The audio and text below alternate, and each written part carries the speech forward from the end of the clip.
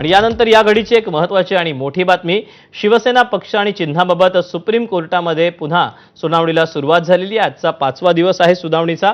कपिल सिब्बल यांच्याकडून आज देखील युक्तिवाद केला जाणार आहे। तेव्हा आता आज कुठले मुद्दे मांडले जात आहेत हे पाहणं महत्त्वाचं असणार आहे।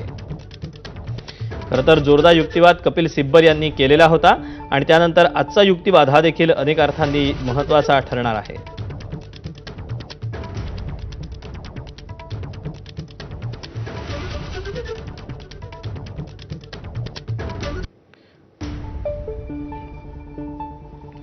तेव्हा शिवसेना पक्ष आणि चिन्हाबाबत सुनावणीला सुरुवात झालेली आहे।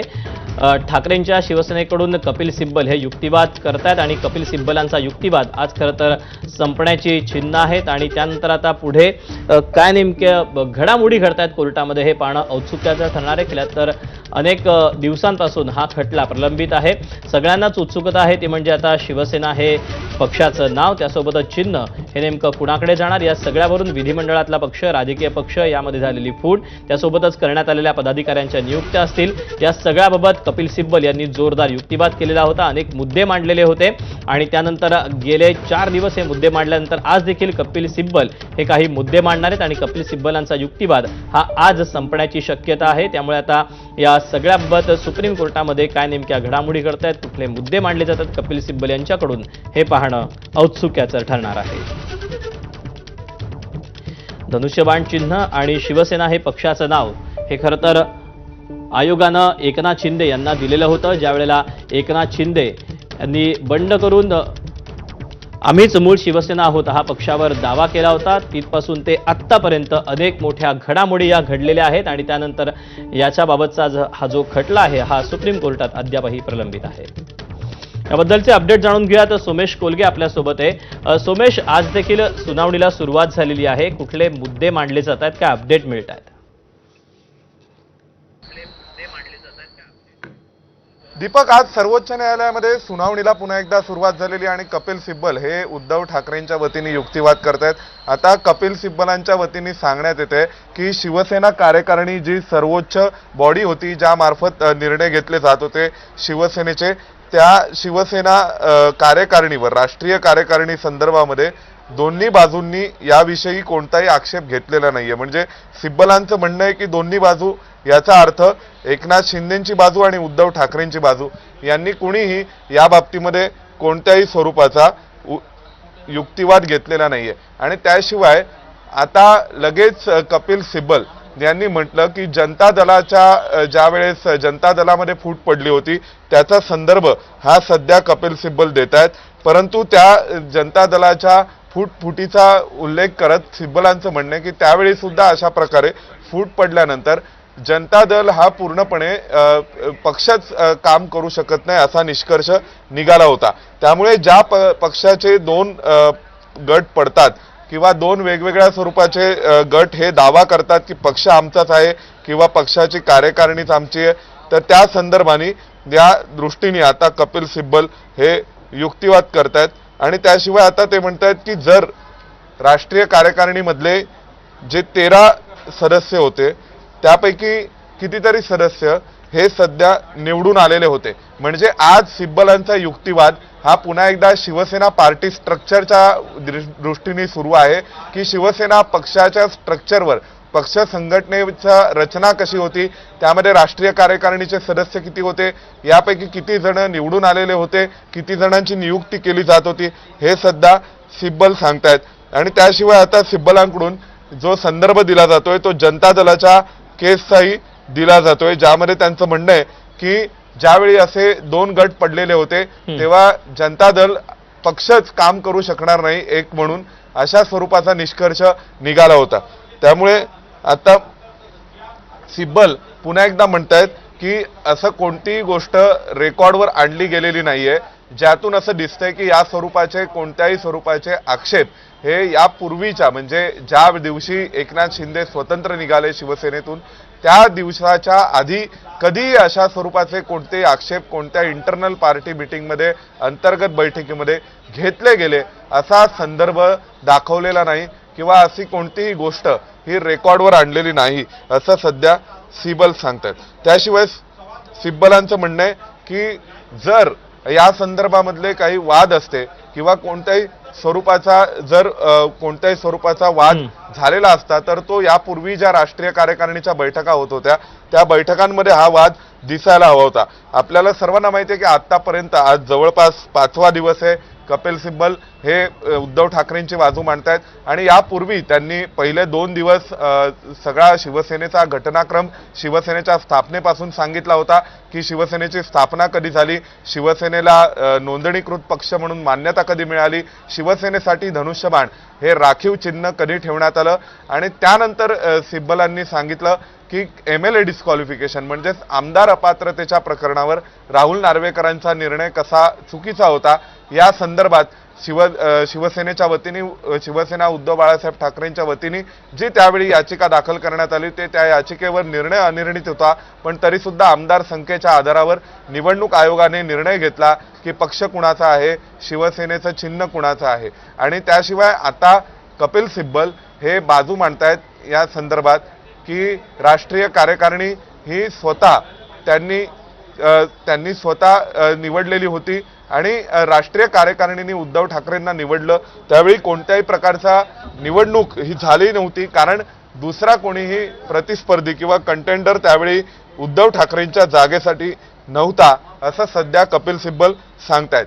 कारण सिब्बलांनी यापूर्वीचा जो युक्तिवाद केला त्यामध्ये सिब्बलांचं म्हणणं होतं की आमदार कशा प्रकारे अपात्र ठरत होते हे सिब्बल सांगण्याचा प्रयत्न करत होते की जे आमदार एकनाथ शिंदेंसोबत गेले होते ते अपात्र ठरत होते असं सांगण्याचा प्रयत्न सिब्बलांनी यापूर्वी केलेला आहे आणि त्यांचं म्हणणं आहे की जर आमदार अपात्र ठरले असते किंवा आमदारांच्या अपात्रते संदर्भातला निर्णय प्रलंबित होता तर त्यावेळी आमदार संख्येच्या आधारावर हा पक्ष किंवा धनुष्यबाण एकनाथ शिंदेंसोबत आहे असा निर्णय घेण्याची आयोगाने आवश्यकता नव्हती असा सिब्बलांचा युक्तिवाद होता आणि त्या दृष्टीने आता सिब्बलांनी आतापर्यंतचा युक्तिवाद केलेला आहे. त्या युक्तिवादादरम्यान न्यायालयाने देखील काही महत्त्वपूर्ण असे प्रश्न उपस्थित केलेत. उदाहरणार्थ न्यायालयाने सुरुवातीला प्रश्न विचारले की विधिमंडळ पक्ष आणि पक्षाची राजकीय संघटना या 2 स्वतंत्र बाबी असतात का, तर त्याविषयी जी बाजू मांडण्यात आली त्यानुसार त्यांचं म्हणणं होतं की होय या दोन्ही स्वतंत्र बाजू असतात. त्यानंतर मग पुढे युक्तिवाद झाला त्यामध्ये हे सांगण्यात आलं की या दोन्ही बाजू जर स्वतंत्र असतील तर आमदार अपात्रते संदर्भातला निर्णय हा विधिमंडळ पक्षाच्या वादासंदर्भातला निर्णय आहे का, तर सिब्बलांचं म्हणणं होतं की होय तो विधिमंडळ पक्षातल्या वादासंदर्भातला निर्णय आहे आणि त्या आधारावर राजकीय पक्ष संघटनेत फूट पडली असा निवाडा करण्याची आवश्यकता नसते आणि जर तसा निवाडा झाला नाही तर त्या दृष्टीने वेगळ्या पद्धतीने कोणत्याही प्रकारे निवडणूक आयोगाला अधिकार प्राप्त होत नाहीत शिवसेना पक्ष चिन्हावर सुनावणी घेण्याचे आणि या दृष्टीने सिब्बलांनी आतापर्यंत युक्तिवाद केलेला होता. आता सिब्बल युक्तिवाद करतायत की पक्षाची संघटना ही कशा प्रकारे एकसंघ होती आणि जर ती एकसंघ होती तर निवडणूक आयोगाने त्या संदर्भामध्ये कुठल्याही प्रकारच्या अर्जाला किंवा तक्रारीला एंटरटेन करण्याचं काही कारण नव्हतं हे सिब्बलांचं म्हणणं आहे. दीपक, नक्कीच. त्यामुळे खरं तर अनेक मुद्दे हे सोमेश सिब्बल मांडताना पाहायला मिळत आहेत. प्रामुख्यानं पुन्हा एकदा सिब्बलांचा जो खरं तर कल आहे किंवा जे निवडणूक आयोग जे आहेत त्या निवडणूक आयोगाबाबतच त्यांनी पुन्हा प्रश्नचिन्ह इथे उपस्थित केलंय.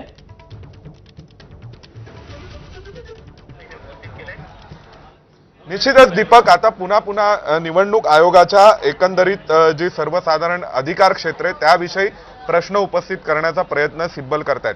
कारण सिब्बलांचं म्हणणं असं होतं की जर विधिमंडळ पक्ष आणि राजकीय पक्ष संघटना वेगळ्या असतील तर त्या दृष्टीने निवडणूक आयोगाने थेट असा निष्कर्ष काढण्याची आवश्यकता नव्हती कारण की राजकीय पक्ष संघटनेतही फूट पडली आहे. कारण जोपर्यंत राजकीय पक्ष संघटनेत कोणत्याही स्वरूपाचे वाद होत नाहीत तोपर्यंत ते वाद सोडवण्याचे अधिकार निवडणूक आयोगाकडे नसतात असा युक्तिवाद उद्धव ठाकरेंचा आहे आणि त्याच दिशेने सध्या सिब्बल आपली बाजू मांडतायत. त्याशिवाय जर आपण विचार केला तर विधिमंडळ पक्षामध्ये फूट पडलेली होती का, तर आमदारांचे 2 वेगवेगळे गट होते अशा स्वरूपाचा निष्कर्ष हा सिब्बलांनी एक प्रकारे मान्य केलेला आहे. त्याशिवाय सिब्बलांनी पहिल्यांदा हे म्हटलेलं आहे की जर विधिमंडळ पक्षामध्ये फूट पडलेली होती तर त्या आधारावर राजकीय पक्षामध्ये फूट पडली असा दावा हा जो आमच्या प्रतिस्पर्धी गटातून करण्यात आला होता तर त्या दाव्यावर कोणत्याही स्वरूपाची सुनावणी किंवा त्या दाव्यावरून कोणत्याही स्वरूपाचा निवाडा करण्याची आवश्यकता निवडणूक आयोगाने नव्हती, असं सिब्बलांचं म्हणणं आहे. तर दुसऱ्या बाजूला जर आपण विचार केला तर निवडणूक आयोगाने असं म्हटलं होतं की जे अनिल देसाईंनी पत्र पाठवलं 25 जून 2022 रोजी, त्या पत्रामध्ये रायव्हल फॅक्शन म्हणजेच प्रतिस्पर्धी गटाचा उल्लेख आहे आणि हे पत्र निवडणूक आयोगाला पाठवण्यात आलेलं होतं आणि मग या पत्राच्या आधारावर पुढे निर्णय करण्यात आलेला आहे, पुढे निवाडा करण्यात आलेला आहे. त्यामुळे आता निवडणूक आयोगाचा जो संपूर्ण युक्तिवाद आहे तो या आधारावर टिकलेला आहे की जर राजकीय पक्ष संघटनेमध्ये फूट पडली असेल तर निश्चितच पक्षाचं चिन्ह कुणाकडे असणार, पक्षाचं नाव कुणासोबत असणार याविषयीचा निवाडा करण्याचे अधिकार निवडणूक आयोगाला प्राप्त होतात आणि त्या अधिकाराअंतर्गत निवडणूक आयोगाने हा निर्णय केला की धनुष्यबाण हा एकनाथ शिंदेंसोबत असेल असा निर्णय त्यावेळी करण्यात आला. परंतु दुसऱ्या बाजूला जर आपण विचार करायचा असेल तर सिब्बलांच्या या संपूर्ण युक्तिवादाचा आता आधार हा निवडणूक आयोगाला अधिकार क्षेत्र नव्हतं हे सांगण्यावरती जास्त भर देणारा आहे आणि त्यांचा पूर्ण जो युक्तिवाद आहे तो निवडणूक आयोगाच्या अधिकार क्षेत्राला आव्हान देणारा आहे आणि त्याच दृष्टीने सिब्बल सध्या प्रयत्न करतायत. सिब्बल हे सांगण्याचा प्रयत्न करतायत की उद्धव ठाकरेंकडे पक्ष होता आणि विधिमंडळ पक्षात फूट पडलेली होती. आता या दरम्यानच्या काळामध्ये जर आपण पाहिलं तर न्यायाधीशांनी देखील काही प्रश्न उपस्थित केले होते. त्यामध्ये एक प्रश्न असा होता की विधिमंडळ पक्ष राजकीय पक्ष वेगवेगळे असतात का, विधिमंडळ पक्ष आणि राजकीय पक्षाचा कोणताच संबंध नसतो का, अशा स्वरूपाचा प्रश्नही न्यायाधीशांनी उपस्थित केला होता. त्यानंतर सरन्यायाधीशांनी देखील असा प्रश्न उपस्थित केला की पक्षप्रमुख ही संज्ञा ही खूप म्हणजे अस्पष्ट आणि संदिग्ध आहे. पक्षप्रमुख म्हणजे कोणत्या पक्षाचे प्रमुख, विधिमंडळ पक्षाचे की राजकीय पक्ष संघटनेचे प्रमुख, असाही एक प्रश्न हा सिब्बलांना सरन्यायाधीशांनी विचारला होता. त्यानंतर मग आता सिब्बल सांगण्याचा प्रयत्न करतात की कशा प्रकारे जवळपास 13 वर्ष निवडणूक आयोगाने आमच्या घटनेसंदर्भामध्ये कोणत्याही प्रकारचा आक्षेप घेतला नाही. आपल्याला सर्वांना हे समजून घ्यावं लागेल की मूळ हा पक्ष घटनेचा वाद कसा आणि कुठून सुरू झालेला आहे. तर आपल्याला सर्वांना माहिती आहे की 1999 साली ज्यावेळी शिवसेनेची घटना निवडणूक आयोगाकडे सादर करण्यात आली त्यावेळी शिवसेना प्रमुख हे पद बाळासाहेब ठाकरेंकडे राहील आणि सहयात जोपर्यंत ते हयात असेपर्यंत जीवित असेपर्यंत बाळासाहेब ठाकरेंकडे शिवसेना प्रमुख पद राहील आणि जर त्यांची इच्छा असेल तोपर्यंत किंवा त्यांची इच्छा असेपर्यंत, म्हणजे असे शब्द होते की जोपर्यंत बाळासाहेब ठाकरे आहेत तोपर्यंत ते शिवसेना प्रमुख राहतील किंवा जोपर्यंत त्यांची इच्छा आहे तोपर्यंत शिवसेना प्रमुख पदावर बाळासाहेब ठाकरे राहतील. या शब्दांवरती 1997-98 साली सुद्धा आक्षेप घेण्यात आला होता निवडणूक आयोगाकडून. त्यावेळेसच्या मुख्य निवडणूक अधिकाऱ्यांनी महाराष्ट्राच्या याबाबतचं पत्र शिवसेनेला लिहिलं होतं. मग शिवसेनेने आपल्या त्यांच्या पक्षाच्या घटनेमध्ये संविधानामध्ये काही आवश्यक ते बदल केले आणि ते बदल करून घटना पुन्हा एकदा सादर करण्यात आली पक्षाची घटना म्हणून.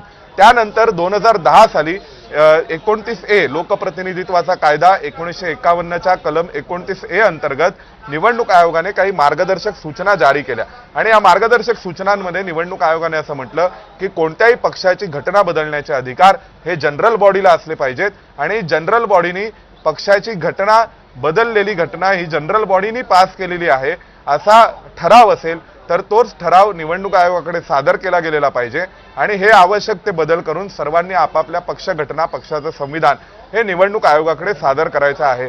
त्यानुसार 2012 साली शिवसेनेचं पक्ष संविधान सादर करण्याचा प्रयत्न झाला, आवश्यक ते बदल करण्याचा प्रयत्न झाला आणि त्यावेळेसच्या बदलांवरही निवडणूक आयोग समाधानी नव्हतं आणि नंतर मग पुणे 2018 साली या बाबतीतले जे बदल झाले ते उद्धव ठाकरेंना पक्षप्रमुख म्हणून नेमणं आणि त्याशिवाय पक्ष संघटनेच्या संविधानाच्या संदर्भातले काही बदल हे निवडणूक आयोगाकडे सादर करण्यात आले जे निवडणूक आयोगाने स्वीकारले नाहीत असं निवडणूक आयोगाचं म्हणणं आहे. निवडणूक आयोगाने ते बदल फेटाळले कारण त्या बदलांमध्ये लोकशाही तत्वाचा अंतर्भाव करण्यात आलेला नव्हता. या सगळ्याला मूळ कारणीभूत ठरते ते 2010 साली निवडणूक आयोगाने जारी केलेल्या मार्गदर्शक तत्व आणि त्या अंतर्गत 2012 साली जी घटनेमध्ये बदल करणं आवश्यक होतं ते घटनेतले बदल झाले नाहीत म्हणून पुन्हा 2018 साली पक्ष संघटनेच्या संविधानात बदल करायला सांगण्यात आलं. त्यानुसार 2018 साली पक्ष संघटनेच्या संविधानामध्ये काही बदल केले गेले, ते बदल सादर केले परंतु ते बदल निवडणूक आयोगाने स्वीकारले नाहीत आणि पुढे जाऊन त्यावरती जेव्हा आज प्रश्न उपस्थित झालेला आहे की शिवसेना कुणाची आहे किंवा शिवसेनेचा धनुष्यबाण कुणाचा आहे, त्यावेळेस जी ट्रिपल टेस्ट लागू करायची होती त्या ट्रिपल टेस्ट लागू करत असताना पहिल्यांदा पक्षाची ध्येय उद्दिष्ट त्यानुसार पक्ष कुणाकडे आहे हे ठरवणं शक्य नव्हतं. मग पक्षाच्या संविधानाचा विचार करण्यात आला.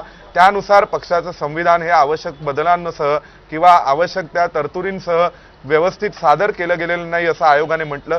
जे संविधान सादर करण्यात आलेलं होतं त्या संविधानात लोकशाही तत्वाचा अंतर्भाव नव्हता असंही आयोगाने म्हटलं. आणि त्यामुळे पक्षाच्या संघटनेच्या संविधानाच्या आधारावर हे ठरवणं शक्य नाहीये की पक्ष संघटनेतली मेजॉरिटी कोणाकडे आहे आणि कोणाकडे शिवसेना आहे. त्यानंतर मग तिसरी टेस्ट जी टेस्ट ऑफ मेजॉरिटी आहे की विधिमंडळ पक्षात आणि पक्ष संघटनेमध्ये कुणाकडे बहुमत आहे त्या आधारावरती हा निर्णय झाला की विधिमंडळ पक्षामध्ये एकनाथ शिंदेंकडे बहुमत आहे आणि एकनाथ शिंदेंकडे सर्वाधिक मतांची टक्केवारी आहे जी मतं मिळाली होती आमदार खासदारांना. आणि त्यानंतर एकनाथ शिंदेंना धनुष्यबाण आणि शिवसेना पक्ष देण्याचा निर्णय निवडणूक आयोगाने घेतला. विशेष म्हणजे फेब्रुवारी 2023 मध्ये हा निर्णय झाला. त्यानंतर मे 2023 मध्ये सर्वोच्च न्यायालयाच्या घटनापीठाने कॉन्स्टिट्यूशनल बेंचने सुनावणी घेऊन एक आदेश दिला. ज्या आदेशामध्ये निवडणूक आयोगाचा निर्णय बदलला नाही परंतु निवडणूक आयोगाचा निर्णय हा सादिक अली जजमेंटच्या नुसार झालेला आहे की नाही 1971च्या म्हणजे ज्यामध्ये ट्रिपल टेस्ट आहे त्या ट्रिपल टेस्टनुसार झालेला आहे की नाही हेच तपासण्याचा एक मार्ग मोकळा ठेवला होता सर्वोच्च न्यायालयाने. आणि त्यावेळी त्यांनी आमदार अपात्रतेसंदर्भात राहुल नार्वेकरांनी विधानसभा अध्यक्षांनी कशा प्रकारे निर्णय करायचा आहे याविषयीच्या काही मार्गदर्शक सूचना दिल्या होत्या. आता त्यानंतर या संपूर्ण प्रकरणात आपल्याला लक्षात असेल की विधानसभा अध्यक्षांनी कुणालाही अपात्र ठरवलं नाही. त्या विधानसभेचा कार्यकाळ संपलेला आहे. नवी विधानसभा निवडून आलेली आहे आणि आता निवडणूक आयोगाने जो निर्णय घेतलेला होता त्या संदर्भात सर्वोच्च न्यायालयामध्ये जे अपील दाखल करण्यात आलेलं होतं आमदार अपात्रते संदर्भामध्ये राहुल नार्वेकरांनी विधानसभा अध्यक्षांनी जो निर्णय घेतला होता त्या विरोधामध्ये जे अपील दाखल करण्यात आलेलं होतं त्या सगळ्यावर आता सुनावणी सुरू आहे. आणि आज हा 5वा दिवस आहे सुनावणीचा ज्यामध्ये कपिल सिब्बल आता एक युक्तिवाद करतायत आर्ग्यू करतायत कोर्टापुढे की जर तुम्ही विचार केलात तर या ज्या पक्ष संघटनेच्या वर सध्या वाद सुरू आहे त्या पक्ष संघटनेमध्ये कोणत्याही प्रकारचा वाद हा त्यावेळी उद्भवलेला नव्हता कारण आधीच्या अंतर्गत बैठकांमध्ये कोणत्याही स्वरूपाचे मतभेद नाही आहेत. आता आपल्याला हे लक्षात घ्यावं लागेल की सिब्बलांचा युक्तिवाद या दिशेने का सुरू आहे तर त्याचं कारण असं आहे की सिब्बलांना हे पटवून द्यायचं आहे सर्वोच्च न्यायालयाला की निवडणूक आयोगाकडे अधिकार क्षेत्र नव्हतं. जर निवडणूक आयोगाकडे अधिकार क्षेत्र नव्हतं हे सिब्बल पटवून देऊ शकले तर कदाचित निवडणूक आयोगाचा निर्णय उलटा फिरवण्याऐवजी निवडणूक आयोगाने निर्णय करण्याचीच आवश्यकता नव्हती अशा निष्कर्षापर्यंत त्यांना सर्वोच्च न्यायालयाला आणायचं आहे. आणि तसे प्रयत्न हे सध्या कपिल सिब्बलांकडून सुरू आहेत असं दिसतंय. आणि म्हणून सिब्बल वारंवार सांगतायत की विधिमंडळ पक्षात फूट पडलेली होती पण राजकीय पक्षामध्ये फूट पडलेली नव्हती. त्याशिवाय आता ते म्हणतात की त्याच वेळी जर आपण जनता पार्टीचा म्हणजे जनता दलाचा उल्लेख केला तर जनता दलाच्या उल्लेखाचं त्यांनी आता उदाहरण दिलेले की जनता दलाचा जो संदर्भ आहे की ज्यावेळी जॉर्ज फर्नांडिस यांनी हे स्वतंत्र झालेले होते आणि त्याच वेळी हे देखील लक्षात घ्यायला हवं की बोम्मई यांना पक्षाचा अध्यक्ष म्हणून की ठरवण्याच्या बाबतीमध्ये निर्णय हे निवडणूक आयोगाकडून करण्यात आलेले नव्हते आणि त्यानुसार इलेक्शन कमिशननी या आधारावरती निर्णय घेतलेला आहे. त्याशिवाय त्यानंतर न्यायमूर्तींनी असं म्हटलेलं आहे की जर टेस्ट म्हणजे ज्या वेगवेगळ्या कसोट्यांच्या आधारे निर्णय घेण्यात आलेला होता तर त्याचा आपल्याला हा विचार करावा लागेल की संघटनात्मक मेजॉरिटीची जी टेस्ट आहे त्या आधारावर निर्णय घेण्यात आलेला होता. आता आपल्याला सर्वांना आठवते की शिवसेना प्रकरणावर सुनावणी इलेक्शन कमिशन पुढे सुरू असताना सुद्धा त्यावेळी वेगवेगळ्या प्रकारे प्रतिज्ञापत्र गोळा करण्याचा एक प्रयोग दोन्ही बाजूंकडून झाला होता. कारण त्यावेळी निवडणूक आयोगाने असं सांगितलं होतं की प्रतिज्ञापत्र गोळा करा पक्ष संघटनेमध्ये कोणाकडे मेजॉरिटी आहे हे दाखवण्यासाठी. आणि तेव्हा काही लाख प्रतिज्ञापत्र उद्धव ठाकरेंनी गोळा केली होती काही लाख प्रतिज्ञापत्र एकनाथ शिंदेंनी गोळा केलेली होती आणि निवडणूक आयोगासमोर ती सादर करण्यात आलेली होती. पण निवडणूक आयोगाने म्हटलं की पार्टी संघटनेच्या बाबतीमधले जे सर्व निर्णय आहेत त्या निर्णयांच्या दृष्टीने लोकशाही तत्वाचा तिथे अभाव असल्यामुळे पार्टी संघटनेचे पदाधिकारी नेमकेपणाने कुणासोबत आहेत या संदर्भातला थेट निर्णय करून त्या आधारावर निर्णय करणं शक्य नाहीये. आणि त्यामुळे आता आम्ही आमदार आणि खासदारांची संख्या मोजत आहोत आणि त्या आधारावर निर्णय करत आहोत. तर आता सिब्बल हेच सांगण्याचा प्रयत्न करतायत की ही जी मोजणी करण्यात आलेली होती या ज्या कसोटीचा विचार करण्यात आला होता ती कसोटी पूर्णपणे चुकीची होती असं सध्या सांगतायत। आणि सिब्बलांचा युक्तिवाद झाल्यानंतर आपल्याला सर्वांना माहिती आहे की या प्रकरणामध्ये एकनाथ शिंदेच्या वतीने युक्तिवाद अजून व्हायचा आहे, त्यानंतर मग निवडणूक आयोगाच्या वतीने सरकारी वकिलांकडून युक्तिवाद व्हायचा आहे। आणि सिब्बल आता सांगतायत की जर हे तत्व म्हणजे हे कोणतं तत्व आहे ज्या तत्वांच्या आधारे हा निर्णय होणार आहे की जर एखादा पक्ष लोकशाही तत्वांच्या अनुषंगाने काम करतोय की नाही। त्यानंतर मग त्यांनी हे देखील म्हटलेलं आहे की 1999च्या संविधानासंदर्भामध्ये एकनाथ शिंदेंनी संदर्भ दिलेला आहे। त्यानंतर मग त्यांनी म्हटलंय की ज्यावेळी इलेक्शन कमिशन हे 1999च्या संविधानाचा दाखला देतं शिवसेनेच्या, त्यानंतर 2018चं कॉन्स्टिट्यूशन संविधान हे लोकशाही तत्वांना धरून नव्हतं असं म्हणतंय। आता त्यानंतर इथे कपिल सिब्बल यांनी एक खूप महत्त्वाचा दावा केलाय। सिब्बल असं म्हणतात की जर संविधान चुकीचं होतं, पक्षाची घटना योग्य नव्हती, तर एकमेव पर्याय निवडणूक आयोगासमोर राहतो, तो म्हणजे पक्षाची नोंदणी रद्द करणं। म्हणजे ज्या स्वरूपाचा युक्तिवाद काल परवा सिब्बल करत होते त्यानुसारच ते म्हणतात की जर ते म्हणतात की पक्षाची नोंदणी रद्द करणं म्हणजे पक्ष डिरजिस्ट्रेशनची प्रोसेस सुरू करणं हा एक मार्ग निवडणूक आयोगाकडे असू शकतो।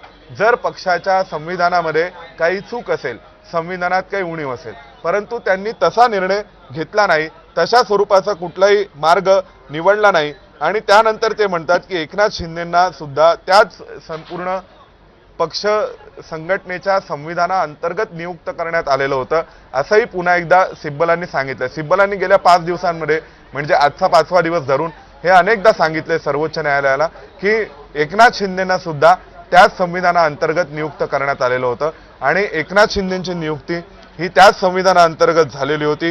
त्यानंतर मग त्या संविधानावर अचानकपणे आज निवडणूक आयोगाला असं वाटतंय की ते संविधान चुकीचं होतं। जर ते संविधान चुकीचं होतं तर आम्ही कोणत्याही स्वरूपाची ॲडॉक बॉडी नाही आहोत, म्हणजे आम्ही एक राजकीय पक्ष आहोत असंही सिब्बल म्हणतात। आणि जर संविधान चुकीचं असेल तर नोंदणी रद्द करणं हा एकमेव उपाय, हा एकमेव पर्याय निवडणूक आयोगापुढे राहतो। त्यांनी हा निर्णय करण्याची गरज काय होती या आधारावर की निवडणुकीचं चिन्ह हे कुणाला दिलं गेलं पाहिजे, पक्ष कुणाकडे राहिला पाहिजे। त्यामुळे आता सिब्बल पुन्हा एकदा निवडणूक आयोगाच्या निर्णयाची, जर निवडणूक आयोगाने जो निवाडा दिला होता ज्या निकालाअंतर्गत एकनाथ शिंदेंना शिवसेना आणि धनुष्यबाण मिळाला, त्या निवडणूक आयोगाच्या निर्णयाच्या विरोधामध्ये सिब्बल सध्या युक्तिवाद करतायत। आणि त्यानंतर सिब्बलांनी आता पुन्हा उच्च न्यायालयाचा संदर्भ दिलाय की एक विषय लक्षात घ्यायला हवा की जेव्हा इलेक्शन कमिशन जे कोणतीही बाब म्हणजे कोणत्याही स्वरूपाचा निर्णय करतं त्या निर्णयावर अपिलेट ऑथॉरिटी म्हणून दिल्ली उच्च न्यायालयाचे अधिकार असतात। आम्ही दिल्ली उच्च न्यायालयामध्ये धाव घेतली होती आणि दिल्ली उच्च न्यायालयामध्ये येऊन आम्ही प्रयत्न केला होता निवडणूक आयोगाच्या या सगळ्या प्रक्रियांवर स्थगिती घेण्याचा। दिल्ली उच्च न्यायालयाने आम्हाला दिलासा दिला नाही, त्यानंतर आम्ही सर्वोच्च न्यायालयात आलो। सिब्बल असं म्हणतायत की तुम्ही एक गोष्ट लक्षात घ्या की सर्वोच्च न्यायालयाने असं म्हटलेलं होतं की शिवसेनेत फूट पडण्यानंतरची म्हणजे फूट ज्यावेळी पडली, ज्या दिवशी एकनाथ शिंदे हे स्वतंत्रपणे काही आमदारांसोबत स्वतंत्र झाले आणि उद्धव ठाकरेंसोबत काही आमदार उरले, एकनाथ शिंदेंनी म्हटलं की आम्हीच शिवसेना आहोत, त्या दिवसानंतर घडलेल्या घडामोडी विचारात घेतल्या नाही पाहिजे असं सर्वोच्च न्यायालयाने म्हटल्याचा दावा कपिल सिब्बल करतायत।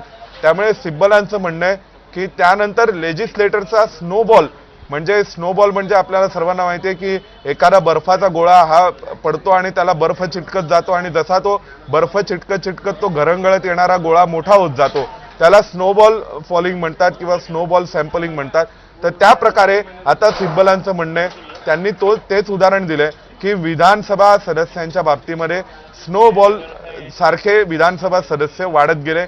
म्हणजे सुरुवातीला काही विधानसभा सदस्य एकनाथ शिंदेंसोबत आले आणि त्यानंतर ते टप्प्याटप्प्याने त्यांच्यासोबतची विधानसभा सदस्यांची संख्या वाढत गेली। आता सिब्बलांचं म्हणणं आहे की जे सर्वोच्च न्यायालयाने म्हटलं होतं की त्यानंतरच्या कुठल्याही घडामोडींचा विचार करू नका, त्यानंतर घडलेल्या घडामोडींना विचारात घेऊ नका, तर या घडामोडी विचारात का घेतल्या गेल्या असं सध्या कपिल सिब्बल प्रश्न उपस्थित करतायत सर्वोच्च न्यायालयापुढे निवडणूक आयोगाच्या अनुषंगाने। आता न्यायमूर्ती पुन्हा सिब्बलांना काही शंका विचारतायत। यापूर्वी सुद्धा न्यायमूर्तींनी खूप महत्त्वाचे प्रश्न हे सिब्बलांना विचारलेत। त्यामध्ये एक जो प्रश्न होता तो असा की जर शिवसेना पक्षाच्या विधिमंडळाबाबत आणि शिवसेना पक्षाच्या संघटनेबाबत निर्णय प्रलंबित असेल किंवा जर विधिमंडळ पक्षामध्ये फूट पडलेली असेल तर त्याचा अर्थ पक्ष संघटनेमध्ये सुद्धा फूट पडलेली आहे असा होत नाही का। त्यानंतर मग जो सर्वोच्च न्यायालयाने प्रश्न विचारलेला होता की कोणत्या आधारावरती निवडणूक आयोगाने निर्णय घ्यायला हवा, तर तेव्हा सुद्धा सिब्बलांनी म्हटलं होतं की निश्चितच सादिक अली प्रकरणातलं जे निकालपत्र आहे त्या आधारावरती निर्णय व्हायला हवा असंही सिब्बलांनी म्हटलेलं होतं। त्यामुळे आता या संदर्भामध्ये वेगवेगळ्या स्वरूपाचे युक्तिवाद हे सध्या सिब्बलांकडून केले जात आहेत, हे सिद्ध करण्यासाठी की कशा प्रकारे निवडणूक आयोगाचा निर्णय चुकीचा होता असं सांगण्याचा प्रयत्न हा सध्या सिब्बलांकडून केला जातोय।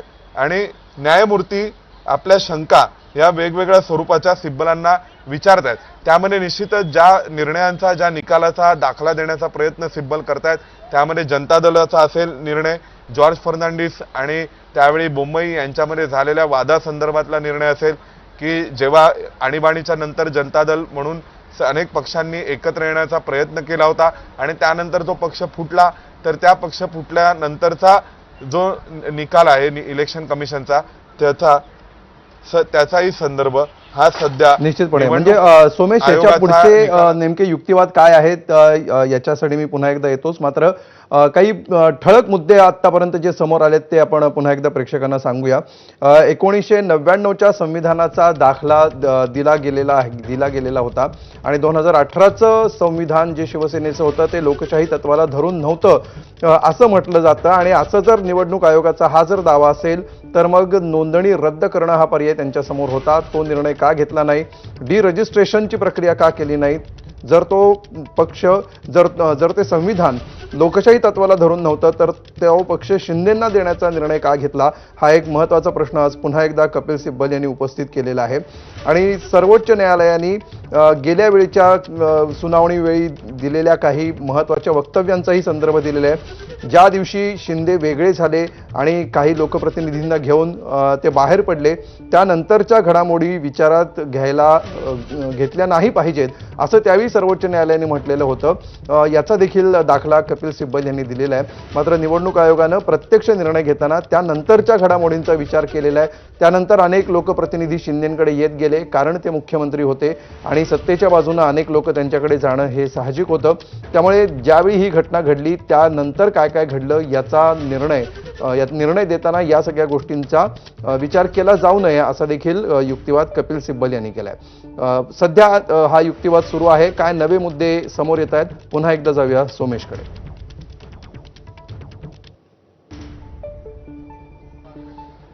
न्यायमूर्ती बागची आता त्यांना प्रश्न विचारतायत कपिल सिब्बलांना की सर्वसाधारणपणे कुठलाही पक्ष राजकीय पक्ष हा सर्वाईव्ह होतो आणि विधिमंडळ पक्षाची मुदत ही आमदारांच्या विधानसभेचा कार्यकाळ संपल्यानंतर संपते, तर त्या आधारावरती जर तुम्हाला विचार करायचा असेल तर कोणत्याही पक्षचिन्हाच्या अनुषंगाने जेव्हा निर्णय होतात त्यावेळी वोटिंग पर्सेंटेज किंवा आमदारांची संख्या ही विचारात घेतली जाते असा प्रश्न सध्या न्यायमूर्तींनी कपिल सिब्बलांना विचारलेला आहे। आणि त्याशिवाय ते म्हणतात की कोणत्याही स्वरूपाचा स्प्लिट हा कधी होतो। न्यायमूर्ती बागची म्हणतायत की विधिमंडळ पक्षामध्ये कधी स्प्लिट झाला असं धरलं जातं तर ज्यावेळी अपात्रतेची याचिका विधानसभा अध्यक्षांकडे दाखल करण्यात येते त्यावेळी विधिमंडळ पक्षामध्ये स्प्लिट झालेला आहे की असा पूर्णपणे ग्राह्य धरला येतो।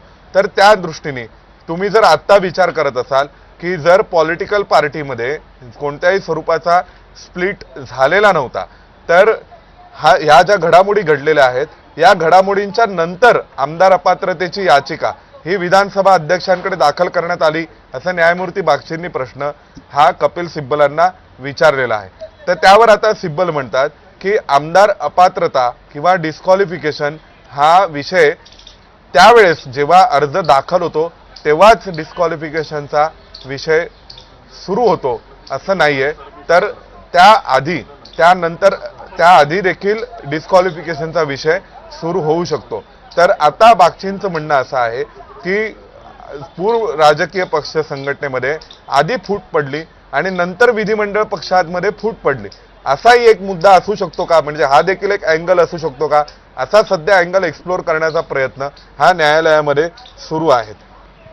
त्यामध्ये आता कपिल सिब्बल म्हणतायत की ज्या दिवशी परिच्छेद 15 अंतर्गत निवडणूक आयोगाकडे, म्हणजे निवडणूक आयोगाचा जो आदेश आहे मूळ, ज्या आदेशाअंतर्गतल्या पॅरा 15 मध्ये निवडणूक आयोगाला सिंबल म्हणजेच पक्षाचं चिन्ह आणि पक्षाच्या नावासंदर्भात निर्णय करण्याचे अधिकार आहेत. तर त्या अंतर्गत जेव्हा निवडणूक आयोगाकडे अर्ज दाखल करण्यात येतो, त्या अर्जाच्या दिवसापासून राजकीय पक्ष संघटनेमध्ये फूट पडलेली आहे का, हा मुद्दा विचारात घ्यायला हवा, असं सध्या सिब्बल म्हणतायत.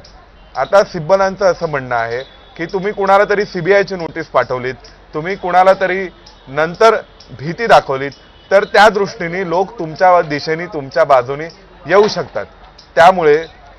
त्यामुळे या संदर्भामध्ये सिब्बलांचं म्हणणं आहे की डिस्क्वालिफिकेशनच्या अनुषंगाने विचार करत असताना ज्या दिवशी डिस्क्वालिफिकेशनचा अर्ज दाखल होतो त्याविषयीचा टेस्ट हा पूर्णपणे वेगळा मुद्दा आहे. आणि दुसऱ्या बाजूला सिब्बलांचं म्हणणं आहे की इथे तुम्ही एक प्रकारे एनकरेज करताय इतरांना, त्या संबंधित लोकांसोबत एकत्र येण्यासाठी, जे कोणी डिस्क्वालिफाय होऊ शकतात किंवा जे अपात्र ठरू शकतात त्यांच्यासोबत एकत्र यायला तुम्ही इतर लोकांना एनकरेज करताय, अशा पद्धतीचा युक्तिवाद हा सध्या सिब्बलांनी केलेला आहे. म्हणजे तुम्ही करताय याचा अर्थ सिब्बलांचं म्हणणं आहे की निवडणूक आयोग अशा स्वरूपाचं करतोय, असं सिब्बलांचं म्हणणं आहे.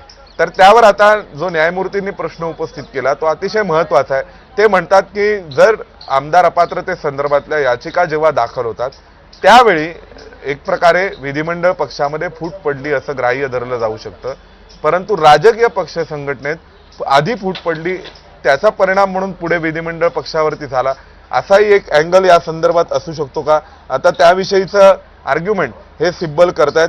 सिब्बलांचं म्हणणं आहे की कोणत्याही प्रकारे असा कायदा कुठेही म्हणत नाही की डिस्क्वालिफिकेशनचा ज्यावेळी अर्ज दाखल होतो त्या दिवसापासून या संदर्भामध्ये डिस्क्वालिफिकेशनच्या घडामोडी किंवा त्याविषयीची सुनावणी सुरू होते आणि तेव्हा विधिमंडळ पक्षात फूट पडलेली आहे असं गृहीत धरलं जातं. आता सिब्बलांचं असं म्हणणं आहे की जर सर्वसाधारणपणे जे जजमेंट आहे, म्हणजे ज्या जजमेंटचा संदर्भ ते देत होते, त्यांचं म्हणणं आहे की या जजमेंटचा अर्थ हा आमच्या बाजूने लावला जाऊ शकतो, कारण त्यांनी निवडणूक आयोगाने आम्हाला कुठल्याही स्वरूपाचा नोटीस किंवा कोणत्याही स्वरूपाची आमची बाजू ऐकून घेतल्याशिवाय एक निष्कर्ष काढलेला आहे. आणि त्यांचं म्हणणं आहे की निवडणूक आयोगाने जो निष्कर्ष काढला की पार्टी संघटनेमध्ये पक्षामध्ये फूट पडलेली आहे, वाद आहे, चिन्ह कोणाकडे राहील, पक्षाचं नाव कोणाकडे राहील याच्या अनुषंगाने, आणि जो अर्थ त्यांनी काढला आमच्या नोटीस शिवाय त्या अर्थाचा फायदा शिंदेंच्या बाजूला झालेला आहे, असं सध्या या सगळ्यामध्ये सिब्बल सांगण्याचा प्रयत्न करतायत. त्यामुळे सिब्बलांचा युक्तिवाद हा पूर्णपणे याच दिशेने सुरू आहे की निवडणूक आयोगाने जो निष्कर्ष काढला त्या निवडणूक आयोगाने पूर्णपणे त्याचा फायदा हा शिंदेंच्या बाजूला झाला. त्याचं कारण असं आहे की त्यांना या संदर्भामध्ये वादावर तोडगा हवा होता की शिवसेना कुणाची आहे, आणि त्यामुळेच निवडणूक आयोग या संदर्भातल्या काही सुनावण्यांवर घेऊ शकला आणि त्या सुनावण्या घेऊन पुढे निवडणूक आयोगाने हा निर्णय केला की धनुष्यबाण हा एकनाथ शिंदेंचा असेल आणि शिवसेना पक्ष हा देखील एकनाथ शिंदेंकडे असेल. त्याच्यामुळे त्यांचं म्हणणं असं आहे की त्यांनी या निष्कर्षाचा फायदा घेतल्यामुळे या निष्कर्षाचा फायदा एकनाथ शिंदेंना मिळालेला आहे. त्याशिवाय सध्या सिब्बल म्हणतात की जे नवं प्रिन्सिपल आहे कॉन्स्टिट्यूशन अनडेमोक्रॅटिक असण्याचं, पक्ष संघटना लोकशाही तत्वाला धरून नाही असं असण्याचं जे तत्व आहे, तर त्या संदर्भामध्ये एखादं संविधान पक्ष संघटनेचं लोकशाही तत्वांना धरून आहे की नाही, अनडेमोक्रॅटिक आहे की नाही, हे निवडणूक आयोगाच्या मार्फत ठरवलं जाऊ शकतं का, असंही त्यांनी म्हटलेलं आहे. त्यानंतर त्यांनी आणखीन एक मुद्दा मांडलाय, तो म्हणजे जर कॉन्स्टिट्यूशन हे अनडेमोक्रॅटिक असेल तर त्या संदर्भामधल्या कुठल्याही प्रकारची कुठल्याही प्रकारची प्रक्रिया किंवा कोणत्याही स्वरूपाचा फैसला हा निवडणूक आयोगाकडून होऊ शकत नाही। जर एखाद्या कोणत्याही सदस्याला, एखाद्या पक्षाच्या पदाधिकाऱ्याला जर पक्षातून काढून टाकलं तर त्या पक्षातून काढून टाकल्यानंतर पक्षाच्या संविधानाअंतर्गत त्यासाठी एक मेकॅनिझम आहे, ज्या मेकॅनिझम अंतर्गत तो संबंधित व्यक्ती हा निर्णय करू शकतो आणि त्या मेकॅनिझम अंतर्गत संबंधित व्यक्ती अपील करू शकतो। त्याशिवाय त्यांचं हेही म्हणणं आहे की संविधान लोकशाही तत्वांना धरून आहे की नाही याविषयीचा निर्णय आयोगाकडून होऊ शकत नाही। जर सदस्य एखादा बाहेर फेकला गेला असेल तर त्याविषयीचा निर्णय संविधानानुसार होऊ शकतो। त्याला निवडणूक आयोगाकडे जाण्याची आवश्यकता नाहीये, त्याला सिव्हिल कोर्टाकडे जाता येतं। म्हणजे दिवाणी न्यायालयामध्ये संविधानाच्या अनुषंगाने कोणत्याही स्वरूपाचा वाद पक्ष संघटनेचा निर्माण झाला असेल तर दिवाणी न्यायालयामध्ये देखील संबंधित सदस्याला जाता येऊ शकतं। जर एखाद्या सदस्याला लोकशाही तत्वांच्या विरोधात जाऊन पक्षातून काढून टाकण्यात आलं असलं तर। त्याशिवाय आणखीन एक मुद्दा सध्या जर आपण विचार करायचा असला तर तो असा आहे की सध्या ते म्हणतायत की निवडणूक आयोग अशा सगळ्याच्या आधारावरती कोणालाही एंटरटेन करू शकत नाही।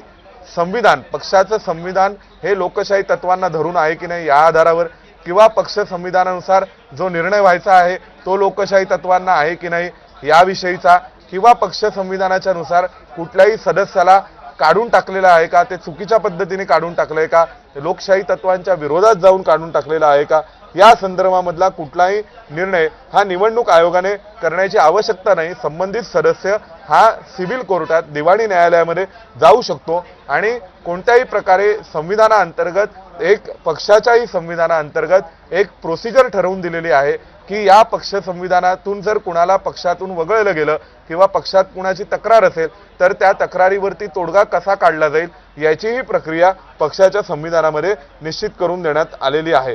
त्यानंतर मग सिब्बल यांनी बहुजन समाज पक्षाच्या केसचा दाखला दिलेला आहे। आपल्याला सर्वांना माहिती आहे की बहुजन समाज पक्षामध्ये सुद्धा वाद झाला होता। मायावतींच्या हत्ती या निशाणीवर अनेकांनी दावा ठोकलेला होता आणि बहुजन समाज पक्ष कुणाकडे राहील, बसपा कुणाकडे असेल याविषयीचे वाद होते। वेगवेगळे कांशीराम यांच्या काळापासूनचे वाद होते।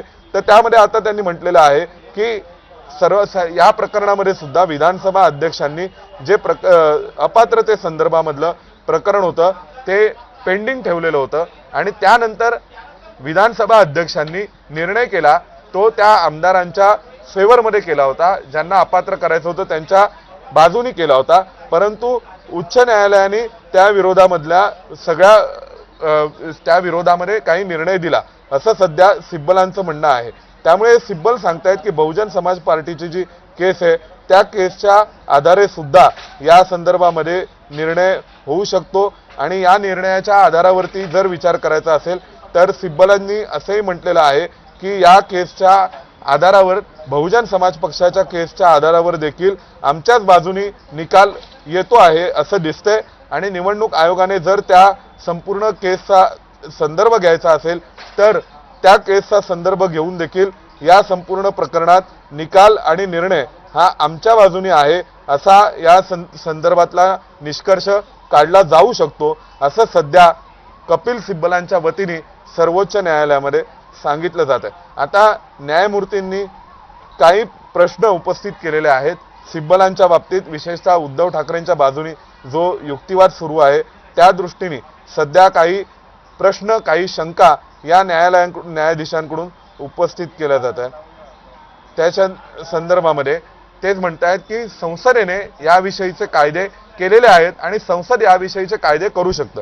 म्हणजे थोडक्यात सिब्बलांचं म्हणणं आहे की पक्ष संघटना ही पक्ष संघटनेतील संविधान लोकशाही तत्वांना धरून आहे की नाही, पक्षाची संघटना लोकशाही तत्वाला धरून चालते की नाही, तर या संदर्भातले निर्णय हे निवडणूक आयोगाकडून होऊ शकत नाहीत।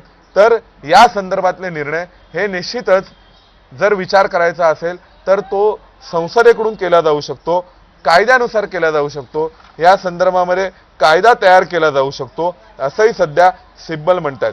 त्यामुळे आता सिब्बलांनी या संपूर्ण प्रकरणामध्ये एक नवा अँगल देण्याचा प्रयत्न केलाय। आता कदाचित सर्वोच्च न्यायालय असंही म्हणणार का की या संदर्भात एखादा कायदा अस्तित्वात असला पाहिजे किंवा सध्या कुठल्याही प्रकारे कायदा अस्तित्वात नाही, संसदेने त्याविषयीचा कायदा काही केला पाहिजे का, कारण त्या संदर्भातले असे पूर्वी देखील अशा अनेक प्रकरणांमध्ये झालंय की जेव्हा सर्वोच्च न्यायालयाने असं म्हटलंय की एखाद्या विषयावर कायदा अस्तित्वात नाही तर तो कायदा संसदेने केला पाहिजे असंही ते म्हणतात. आता सर्वसाधारणपणे जे कियोतो उल्लांचं जजमेंट होतं त्या संदर्भामध्ये देखील काही युक्तिवाद हा सिब्बलांकडून केला जातोय. त्या संदर्भामध्ये यांनी पुन्हा एकदा सिब्बलांनी म्हटलंय की जे आमचं मूळ प्रकरण होतं ज्यामध्ये 5 न्यायाधीशांच्या न्यायपीठासमोर सुनावणी झालेली होती एकनाथ शिंदे विरुद्ध उद्धव ठाकरे या प्रकरणात, तर त्या संदर्भात ते म्हणतात की हे निश्चित करण्यात आलेलं आहे की इलेक्शन कमिशन हे एक ट्रायब्युनल आहे. त्यामुळे ट्रायब्युनलच्या अनुषंगाने जर विचार करायचा झाला तर ट्रायब्युनलकडे खरोखर एवढ्या मोठ्या प्रमाणावर कायद्यांचे अर्थ लावण्याचा कायद्यातील तत्वांचा अर्थ लावण्याचा अधिकार असतो का? लवाद म्हणजे एखाद्या कायद्याअंतर्गत ठरवून दिलेल्या मेकॅनिझमनुसार किंवा ठरवून दिलेल्या स्कोपच्या अंतर्गत ज्या वेगवेगळ्या ट्रायब्युनल्स काम करतात तर त्या ट्रायब्युनल्सच्या नुसारच इलेक्शन कमिशन हे सुद्धा एक ट्रायब्युनल आहे. विधानसभा अध्यक्ष देखील एक प्रकारचा लवाद आहे, ट्रायब्युनल आहे. अशा स्वरूपाचा निर्णय हा सर्वोच्च न्यायालयाने आमच्या प्रकरणात घेतलेला आहे. त्यामुळे कायद्याचा अर्थ लावण्याचा किंवा कायद्यातील तत्वांचा विचार करण्याचा जिथे प्रश्न येतो तर त्या प्रश्नाच्या अनुषंगाने या बाबतीतले अधिकार हे निवडणूक आयोगाकडे किंवा विधानसभा अध्यक्षांकडे असतात का असा प्रश्न सिब्बलांनी उपस्थित केलाय. सिब्बलांचं म्हणणं आहे की एकंदरीतच संपूर्ण या प्रकरणांमध्ये सर्वोच्च न्यायालयात ज्या संदर्भात सुनावणी प्रलंबित होती किंवा ज्या संदर्भात आमदार अपात्रतेचं प्रकरण आहे या सगळ्यामध्येच लोकशाही तत्व पक्ष संघटनेचं संविधान या बाबींचा खूप गांभीर्याने विचार केलेला आहे. परंतु तो विधानसभा अध्यक्षांकडून केला गेला, तो दुसरीकडे जर विचार करायचा झाला तर इलेक्शन कमिशननी केला आणि त्यानुसार आता सध्या कपिल सिब्बल यांचं असं म्हणणं आहे की जर तुम्ही विचार करताय तर हा विचार करायला हवा की ज्या कायद्यांच्या बाबतीत निर्णय संसद करू शकते किंवा ज्या कायद्यांचा विचार संसदेने करायला हवा, जर कायद्यात कुठेही ग्रे एरिया असेल तर त्या ग्रे एरियावर उत्तर संसदेने शोधायला हवं, तर ते काम या स्वरूपाचे ट्रायब्युनल्स करू शकतात का असं सध्या सिब्बलांकडून म्हणणं आहे. त्याशिवाय सिब्बल असं देखील म्हणतात की जेव्हा एखादी व्यक्ती सत्तेत जाते तर त्यावरती सत्तेमध्ये गेल्यानंतर या संदर्भामधले ज्या अनेक इक्वेशन आहेत, ज्या ग्राउंड रियालिटीज आहेत त्या बदलतात. आणि आता सरन्यायाधीशांनी एक म्हटलेलं आहे की जर न्यायव्यवस्था हे एकमेव फोरम आहे तर असं आम्ही म्हणत नाही, परंतु स्पीकर जर कोणत्याही स्वरूपाचा विधानसभा अध्यक्षांचा निकाल हा निकाल सुद्धा एक प्रकारे एक फोरम आहे, एक क्वासी ज्युडिशियल बॉडी आहे, अर्धन्यायिक बॉडी आहे आणि त्या संदर्भामध्ये निर्णय किंवा त्याविषयीचे सुनावणी त्याविषयीचे निवाडे हे त्या संदर्भित बॉडी समोर ऑथॉरिटी समोर केले जाऊ शकतात. असाही एक स्वरूपाचा प्रश्न हा न्यायव्यवस्थेकडून न्यायाधीशांकडून उपस्थित करण्यात आलेला आहे. कारण त्यांचं असंही म्हणणं आहे की सिब्बल असं म्हणतात की संसद अशा स्वरूपाच्या गोष्टी होऊ देणार नाही, कारण संसदेला जर या संदर्भामध्ये याविषयी काही निर्णय घ्यायचा असेल तर त्या संदर्भातल्या लोकशाही तत्वांचा अर्थ काय होतो, त्यानंतर कायद्यामध्ये त्यानुसार काय काय तरतूद असली पाहिजे, पक्ष संघटनेतल्या संविधानामध्ये लोकशाही तत्व म्हणजे कशा प्रकारची प्रोसिजर किंवा काय असलं पाहिजे याबाबतचे निर्णय हे संसदेकडून होऊ शकतात असंही ते म्हणतायत. त्या संदर्भामध्ये आता पुन्हा एकदा त्यांचं म्हणणं आहे की जर आपण तुम्ही विचार केला तर गेल्या 20, 30, 40 वर्षामध्ये जर ज्या पद्धतीने आज या निवडणूक आयोगाने काम केलेलं आहे किंवा विधानसभा अध्यक्षांनी लोकसभा अध्यक्षांनी जे निर्णय केलेले आहेत त्या संदर्भामध्ये जर विचार करायचा असेल तर या बाबतीतला विचारही पुन्हा व्हावा लागेल की हे सगळं काम कशा प्रकारे करून ठेवलेलं आहे. आता सरन्यायाधीशांनी हे देखील म्हटलंय की तुम्ही कोणत्याही स्वरूपाने असं अंडर एस्टिमेट करू नका की आपले इन्स्टिट्यूशन्स किंवा आपल्या संस्था या संविधानाला कमिटेड नाहीयेत. त्यांनी म्हटलेलं आहे की या संविधानाच्या कमिटमेंटनी काम करणाऱ्या सगळ्या संस्था आहेत आणि या संस्था संविधानाला कमिटेड आहेत, या गोष्टीला अंडर एस्टिमेट करून चालणार नाही. त्यामुळे ते म्हणतात की त्याच दृष्टीने गेल्या 20, 30, 40 वर्षांपासून ह्या सगळ्या संस्थांनी काम केलेलं आहे आणि पार्लमेंट त्यांचं म्हणणं आहे सिब्बलांचं की अल्टिमेटली जो कायदा आहे त्या कायद्याचा अर्थ हा न्यायालयाकडून लावला जातो, संसदेकडून कायदा पास केला जातो आणि आतापर्यंत अनेकदा जे संसदेने कायदे पास केले त्याची तपासणी किंवा त्याची पडताळणी, त्याचा रिव्ह्यू हा इथे सर्वोच्च न्यायालयामध्ये केलेला आहे. त्यामुळे सिब्बलांचं असं म्हणणं आहे की या संदर्भामध्ये सुद्धा जे सध्या आयोगाचं म्हणणं आहे किंवा जे विधानसभा अध्यक्षांचं म्हणणं आहे, मग ते लोकशाही तत्वांच्या बाबतीत असेल, पक्ष संघटनेतील संविधानाच्या अनुषंगाने असलेले जे वेगवेगळे वाद आहेत त्या संदर्भात असेल, तर त्या संदर्भातले ज्या वेगवेगळ्या प्रश्न आहेत त्या प्रश्नांचा विचार करण्याची ही एक संधी असू शकते हे प्रकरण, असं सध्या सिब्बलांनी म्हटलंय. त्यामुळे आता पुन्हा न्यायाधीश काही प्रश्न, काही शंका या सिब्बलांना विचारतायत आणि सिब्बल पुन्हा पुन्हा हे सांगण्याचा प्रयत्न करतायत की कशा प्रकारे निवडणूक आयोगाचा आदेश, निवडणूक आयोगाचा निर्णय हा चुकीचा होता. त्यानंतर मग त्यांनी हे देखील म्हटलंय की जो कॉन्स्टिट्यूशन बेंच 5 न्यायाधीशांचा न्यायमूर्ती चंद्रचूड यांच्या अध्यक्षतेखाली स्थापन करण्यात आला होता याच प्रकरणामध्ये, त्या कॉन्स्टिट्यूशन बेंचने यापूर्वीच राजकीय पक्ष संघटना आणि विधिमंडळ पक्ष यांच्यातील परस्पर संबंधांविषयीच्या वेगवेगळ्या मुद्द्यांचा निर्णय केलेला आहे आणि त्या निर्णयाच्या आधारावर त्यांनी ऑलरेडी या संदर्भामध्ये निर्णय केलाय. आता पुन्हा सिब्बल असं म्हणतात की जर MLA हे जे आमदार आहेत ते जर अपात्र ठरले तर मग जी लेजिस्लेटिव्ह मेजॉरिटीची टेस्ट आहे, म्हणजे विधिमंडळ पक्षामध्ये कुणाकडे बहुमत आहे या आधारावर पक्ष कोणाचा हे ठरवण्याची जी कसोटी आहे त्या कसोटीचं काय होणार. त्यामुळे त्यांनी असं म्हटलेलं आहे की निवडणूक आयोगाने असं म्हटलं की एकनाथ शिंदेंकडे 39 आमदार आहेत आणि त्यामुळे त्यांच्याकडे धनुष्यबाण देण्याचा निर्णय हा आम्ही घेतोय. परंतु त्यावर आता सिब्बलांनी प्रश्न उपस्थित केलाय की जर हे 39 आमदार अपात्र ठरले असते किंवा जर हे 39 आमदार अपात्र ठरणार असतील तर मग कोणत्या कसोटीच्या आधारावर, कोणत्या टेस्टच्या आधारावर निवडणूक आयोग निर्णय करणार आणि सबसिक्वेंटली जर त्यांना अपात्र ठरवलेलं गेलं तर त्या संदर्भातले निर्णय हे कशाच्या आधारावरती केले जाणार, पुढची टेस्ट कुठली असणार. कारण ट्रिपल टेस्ट जी वारंवार सांगितली जाते, पक्षाच्या ध्येय आणि एकूण उद्दिष्टांसंदर्भातली टेस्ट, त्यानंतर पक्ष संविधानानुसार पक्षाची संघटना कुणाकडे आहे हे ठरवण्याची टेस्ट आणि त्यानंतर तिसरी मेजॉरिटी टेस्ट जी आहे ती लेजिस्लेशन आणि पार्टी संघटनेतल्या मेजॉरिटी संदर्भातली. तर त्यावर आता सिब्बल म्हणतात की 39 आमदार एकनाथ शिंदेंसोबत होते असं निवडणूक आयोगाने म्हटलं आणि या 39 आमदारांच्या आधारावर निर्णय झाला एकनाथ शिंदेंना धनुष्यबाण देण्याचा. पण जर हे 39 आमदार अपात्र ठरले असते तर मग कोणत्या टेस्टच्या आधारावर निवडणूक आयोगाने निर्णय घेतला असता. त्यामुळे सिब्बलांचं म्हणणं आहे की याच आधारावर हा पूर्ण अकॅडमिक बेस तयार होतो या विषयावर विचार करण्यासाठी की निवडणूक आयोग कशा प्रकारे निर्णय करणारे वेगवेगळ्या पक्षांच्या संदर्भामधला आणि कोणत्याही पक्षामध्ये वाद निर्माण झाल्यानंतर कशाच्या आधारावर हा निर्णय झाला पाहिजे की पक्ष संघटना कुणाकडे आहे. आपल्याला सर्वांना आठवते की 1971 साली ज्या सादिक अली खटल्याचा उल्लेख वारंवार केला जातोय आणि ज्या प्रकरणामध्ये इंदिरा गांधी विरुद्ध निजलिंगप्पा आणि जी काँग्रेस ओरिजिनल होती या प्रकरणामध्ये जो मूळ वाद होता की पक्ष संघटना किंवा पक्षाच्या संविधानानुसार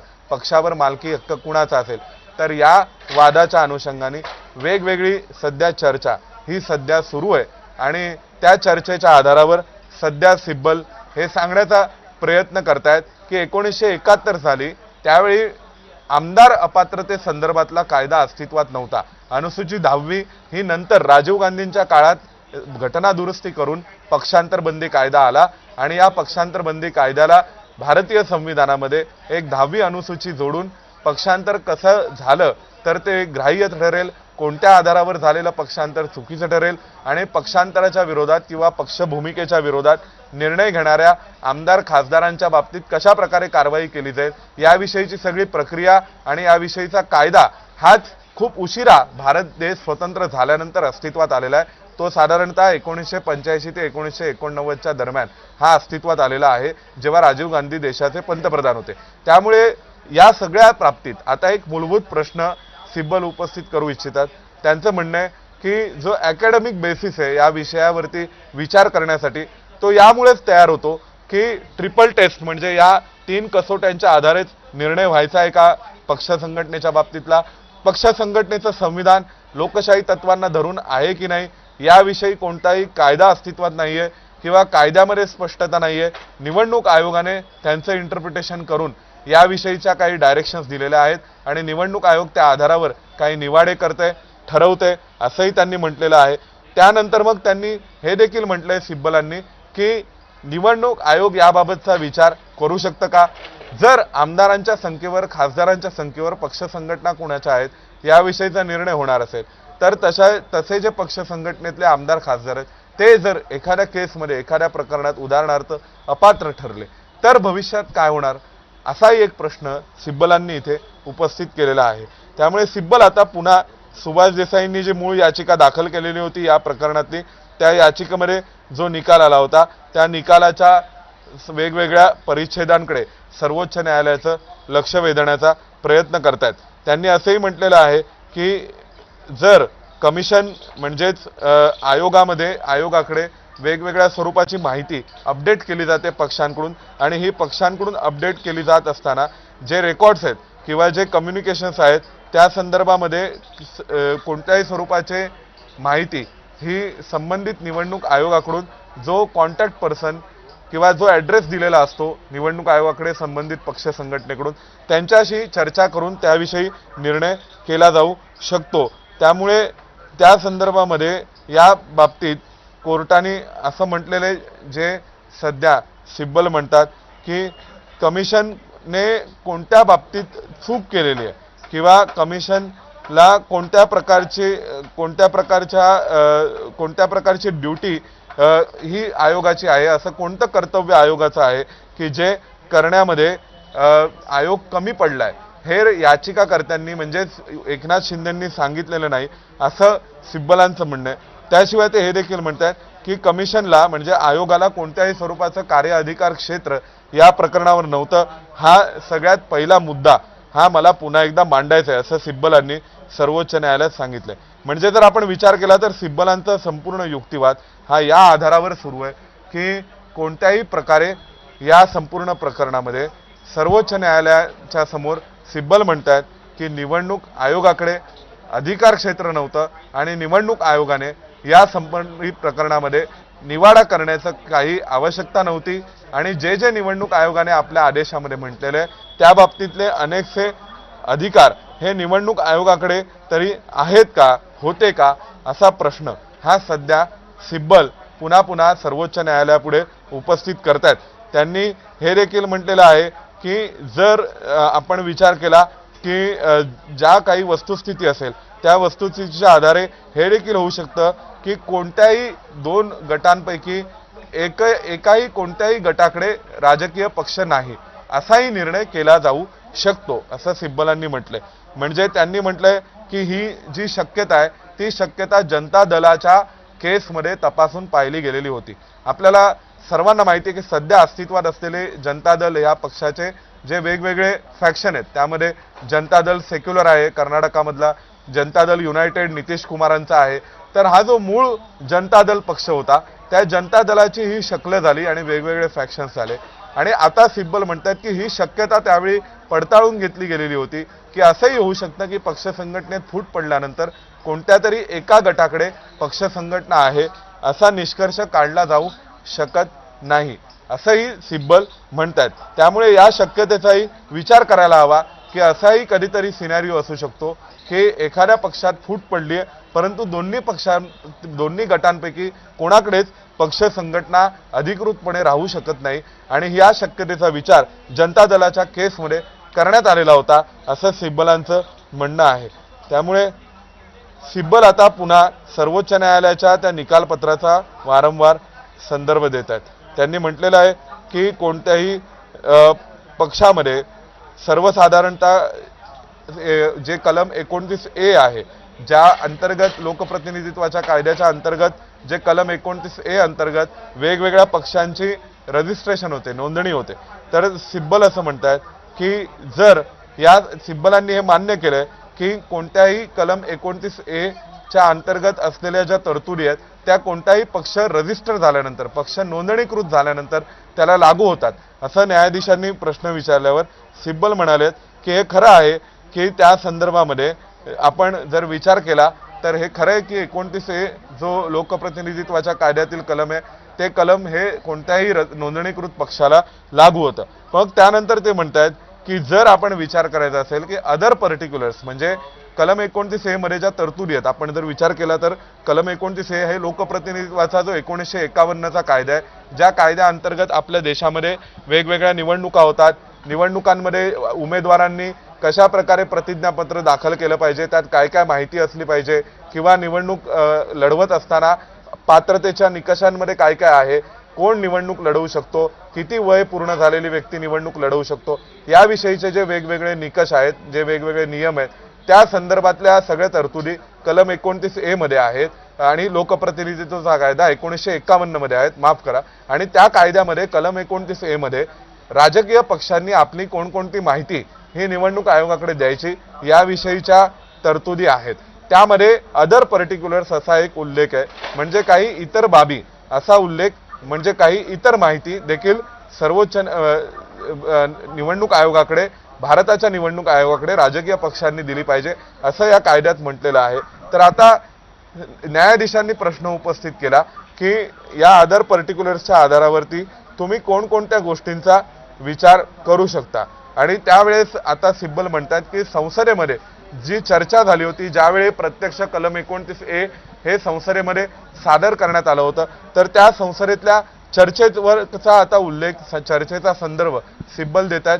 सिब्बलांचं म्हणणं आहे की त्यावेळी मंत्र्यांनी हे सांगितलेलं होतं की सच अदर पर्टिक्युलर्स ॲज मे डीम फिट, म्हणजे जे योग्य वाटेल निवडणूक आयोगाला त्या संदर्भातली माहिती ही सर्वसाधारणपणे निवडणूक आयोग मागवू शकतो. याचा अर्थ आता जर आपण विचार केला तर जे सिब्बलांचा युक्तिवाद आहे, तो सिब्बलांचा युक्तिवाद पूर्णपणे याच आधारावर सुरू आहे की निवडणूक आयोगाच्या बाबतीत कोणत्याही स्वरूपाचा निर्णय किंवा कोणत्याही स्वरूपाचा निकाल हा जर विचार करायचा असेल तर तो लोकप्रतिनिधित्वाच्या कायदा आणि कलम 29A अंतर्गत विचार केला गेला पाहिजे. आणि त्यांचं म्हणणं आहे की जर कलम 29A मध्ये कॉन्टॅक्ट पर्सन कोण असेल, पक्षाचं नोंदणीकृत कार्यालय कुठे असेल, पक्षाची घटना काय असेल, या संदर्भातली माहिती द्यायची आहे, तर त्या विषयामध्ये कोणकोणत्या स्वरूपाची माहिती निवडणूक आयोगाला दिली गेली पाहिजे याविषयीची थेट स्पष्टता नाहीये असं सिब्बलांचं म्हणणं आहे.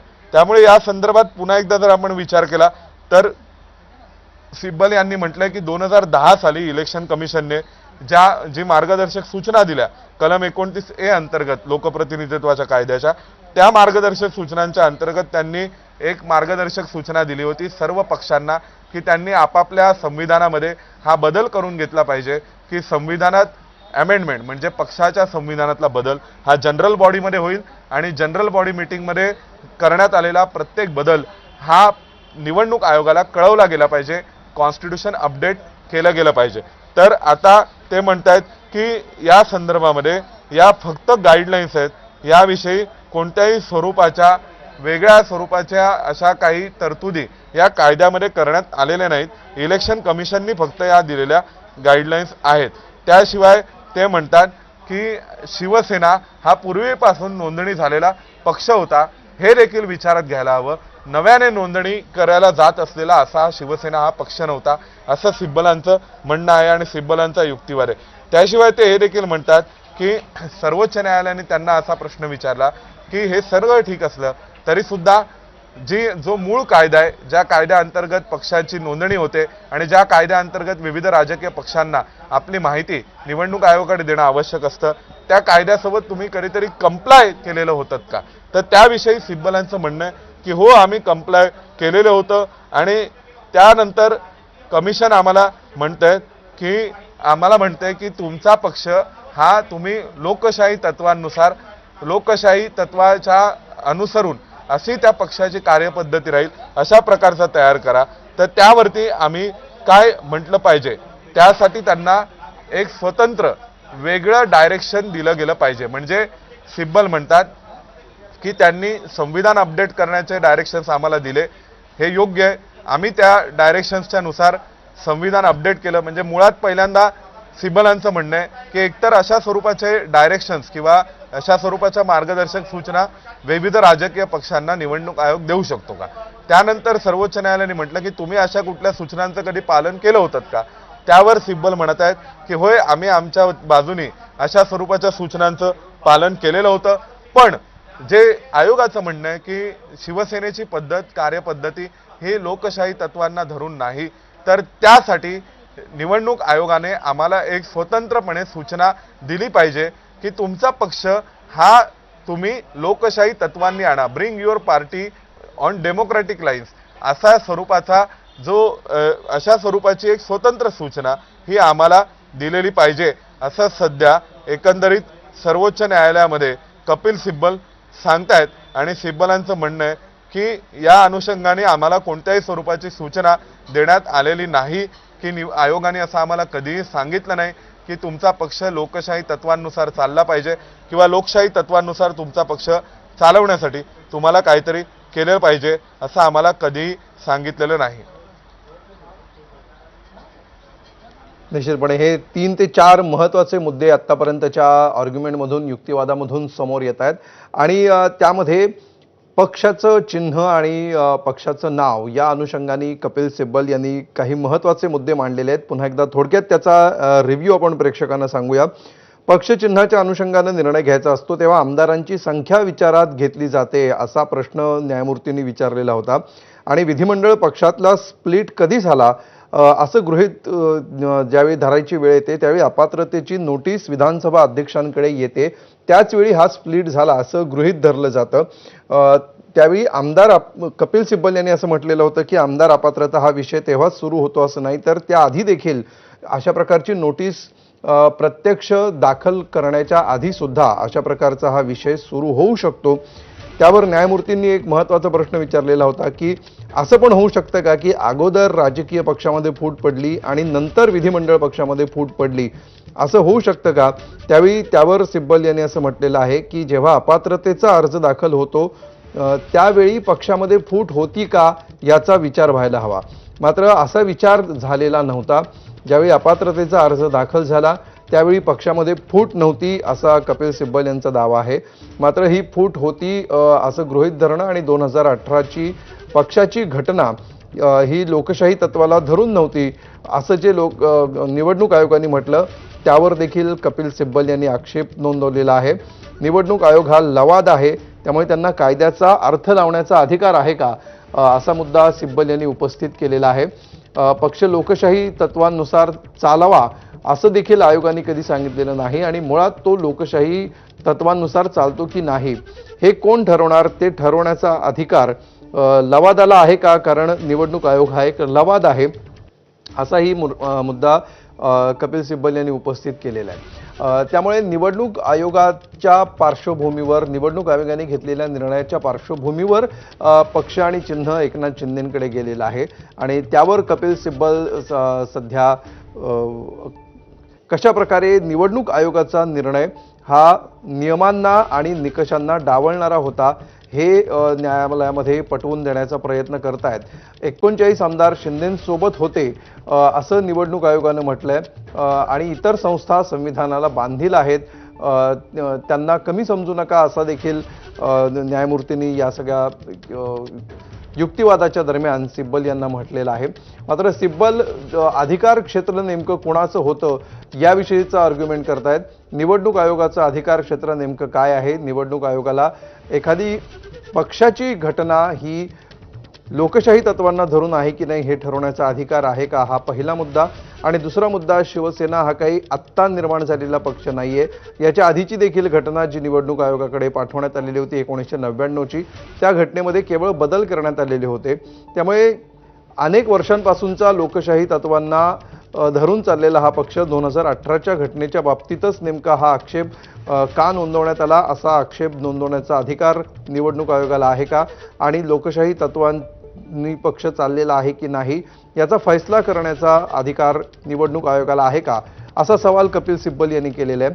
आणि त्या अगोदर त्यांनी एक महत्त्वाचा मुद्दा मांडलेला आहे की जर लोकशाही तत्वाला धरून नव्हती पक्षाची घटना तर मग निवडणूक आयोगानं नोंदणी रद्द करायला हवी होती, रजिस्ट्रेशनच्या दिशेने निर्णय घेऊ शकला असता. मात्र असं न करता हा पक्ष शिंदेंना का दिला गेला असा सवाल देखील कपिल सिब्बल यांनी केलेला आहे. अजूनही न्यायालयामध्ये हे आर्ग्युमेंट सुरू आहेत, युक्तिवाद सुरू आहेत. पुन्हा नव्याने कुठले मुद्दे समोर येत आहेत हे जाणून घेऊया. पुन्हा एकदा जाऊया सोमेशकडे.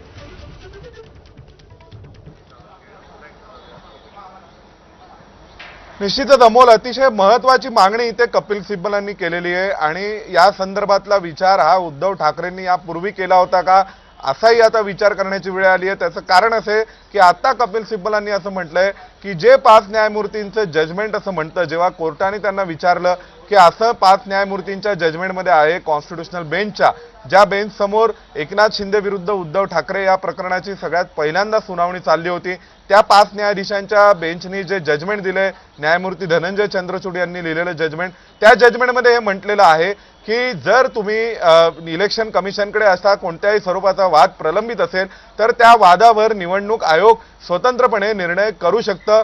त्या सगळ्याचा आमदार अपात्रतेशी थेट संबंध नाही. आमदार अपात्रतेचं प्रकरण आणि त्याविषयीचा सुनावणी ही विधानसभा अध्यक्षांकडे स्वतंत्रपणे चालू शकते आणि दुसऱ्या बाजूला निवडणूक आयोगापुढे जी पक्ष कुणाचा आहे किंवा पक्षाचे चिन्ह कुणाचं आहे याविषयीची सुनावणी सुरू राहू शकते. याचा एकमेकांवरती थेट संबंध नाहीये, थेट परिणाम होत नाहीये. अशा स्वरूपाचं जे एक पॅराग्राफ हा चंद्रचूड यांच्या 5 न्यायाधीशांनी दिलेल्या निकालपत्रामध्ये होता, त्या पॅराग्राफच्या अनुषंगाने सध्या आता सिब्बलांनी म्हटलेलं आहे की हे जजमेंट तुम्ही पुन्हा 7 न्यायाधीशांच्या खंडपीठाकडे पुनर्विचारासाठी पाठवा. म्हणजे आपण एक गोष्ट लक्षात घ्यायला हवी की पहिल्यांदा उद्धव ठाकरेंच्या बाजूने हे सर्वोच्च न्यायालयात सांगण्यात आलेलं आहे की न्यायमूर्ती धनंजय चंद्रचूड यांचा जो मूळ निकाल होता, जो 2023 मध्ये देण्यात आलेला होता, 2023च्या साधारणतः मे महिन्यामध्ये, की ज्या निकालाच्या अनुषंगाने राहुल नार्वेकर विधानसभा अध्यक्षांनी निर्णय करावा असं सांगण्यात आलं. त्याचवेळी अनेक शिवसेना उद्धव बाळासाहेब ठाकरेंच्या वतीने असं सांगण्यात आलं होतं की अनेक बाबतीतले निर्णय राज्यपालांचे, भगतसिंग कोश्यारींचे चुकीचे होते, विधानसभा अध्यक्षांचे, भरत गोगावलेंना व्हीप म्हणून मान्यता देण्याचा निर्णय चुकीचा होता, असं सर्व ज्या निकालपत्रात म्हटलेलं आहे आणि ज्या निकालपत्राचं अनेकदा उद्धव ठाकरेंकडून कौतुक केलं गेलेलं आहे माध्यमांसमोर किंवा अनेकदा इतर ठिकाणी सुद्धा उद्धव ठाकरेंच्या पक्षाच्या नेत्यांकडून, त्याच निकालपत्रासंदर्भात आज कपिल सिब्बलांनी थेट सर्वोच्च न्यायालयाकडे मागणी केलेली आहे की पुन्हा एकदा या निकालपत्रातला हा संबंधित भाग जो आहे तो 7 न्यायाधीशांच्या न्यायपीठाकडे पुनर्विचारासाठी पाठवला जावा.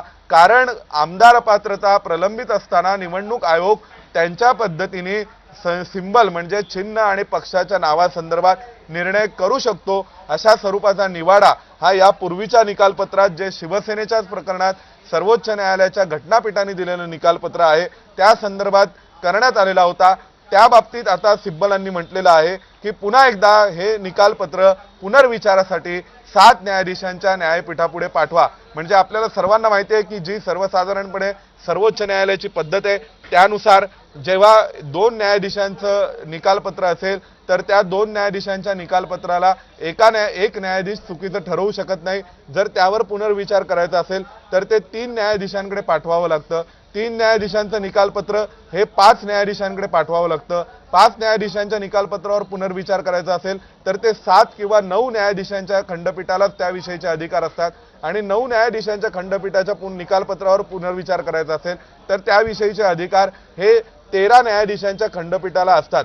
त्यामुळे ऑड नंबर्समध्ये न्यायाधीशांमध्ये जर मतभेद झाले तर निकाल फैसला एका बाजूने कुणाच्या तरी करता यावा या दृष्टीने म्हणून विषम संख्येमध्ये न्यायपीठ असतात आणि त्यानुसार आता कपिल सिब्बल म्हणतात की त्यावेळी जे 5 न्यायाधीशांचं न्यायपीठ होतं, ज्या घटनापीठाने निर्णय केला होता सुभाष देसाई विरुद्ध एकनाथ शिंदे या प्रकरणामध्ये, की सुभाष देसाईंचं जे जजमेंट आहे ज्या प्रकरणात ते म्हणतात की शिवसेना उद्धव बाळासाहेब ठाकरे आणि शिवसेना एकनाथ शिंदे यांच्यातला जो पहिला निकाल होता त्या निकालातील संबंधित पॅराग्राफवर पुनर्विचार केला जावा असं सिब्बलांनी म्हटलंय.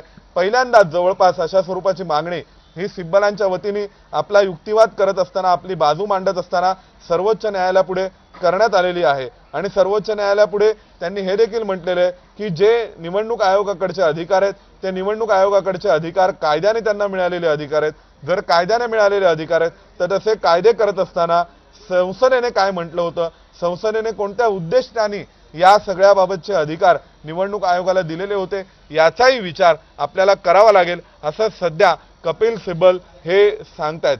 त्यामुळे कपिल सिब्बलांचं म्हणणं आहे की एकतर सर्वोच्च न्यायालयाच्या त्या निकालपत्राचा पुनर्विचार केला जाऊ शकतो, पुनर्विचार करण्याची गरज आहे आणि संबंधित प्रकरणाच्या पुनर्विचारासाठी म्हणून 7 न्यायाधीशांच्या खंडपीठाकडे हे प्रकरण पुन्हा पाठवलं जाऊ शकतं असंही कपिल सिब्बल यांनी सुचवलंय। त्याचवेळी सिब्बलांचं म्हणणं आहे की निवडणूक आयोगाने या संदर्भामध्ये जो निर्णय केला किंवा ज्या स्वरूपाचा निवाडा केलेला आहे त्याविषयीचा निकाल देण्याचा अधिकार हा निवडणूक आयोगाला नव्हता। निवडणूक आयोगाने परस्पर याविषयीचा अधिकार स्वतःकडे आहे असं गृहीत धरून राजकीय पक्ष संघटनेमध्ये फूट पडलेली आहे असं गृहीत धरून याविषयीचे काही निर्णय करण्याची आवश्यकता नव्हती असं सध्या सिब्बल सांगतायत। आणि सिब्बल हे साधारणपणे सर्वप्रमाणे म्हणतायत की जर 1999च्या पक्ष संघटनेच्या स्ट्रक्चरनुसार जर 2018च्या संविधानातील पक्ष संघटनेचं स्ट्रक्चर नसेल तर निवडणूक आयोगाने त्याकडे आम्ही त्या पक्ष संघटनेच्या स्ट्रक्चरचा विचार करणार नाही असं त्यांनी म्हटलेलं आहे। हे होऊ शकतं का? अशा स्वरूपाचा विचार करणं चुकीचं आहे असं सध्या सिब्बल म्हणतात। त्यामुळे सिब्बलांकडून आता प्रयत्न सुरू आहेत की पूर्णपणे या रिटर्न सबमिशन मधले त्यांच्या ज्या वेगवेगळे परिच्छेद आहेत त्याकडे पुन्हा एकदा लक्ष वेधण्याचा प्रयत्न करतात। त्यांचं म्हणणं आहे की दिल्ली उच्च न्यायालयाचा ज्या एक निकालपत्र आहे त्याचा दाखला सध्या कपिल सिब्बल देत आहेत आणि ते म्हणतात की कशा प्रकारे निवडणूक आयोगाने या संपूर्ण प्रकरणामध्ये एकतर स्वतःकडे अधिकार आहेत असा विचार करून या संदर्भातला निवाडा करण्याची आवश्यकता नव्हती कारण राजकीय पक्ष संघटनेत फूट पडलेली नव्हती।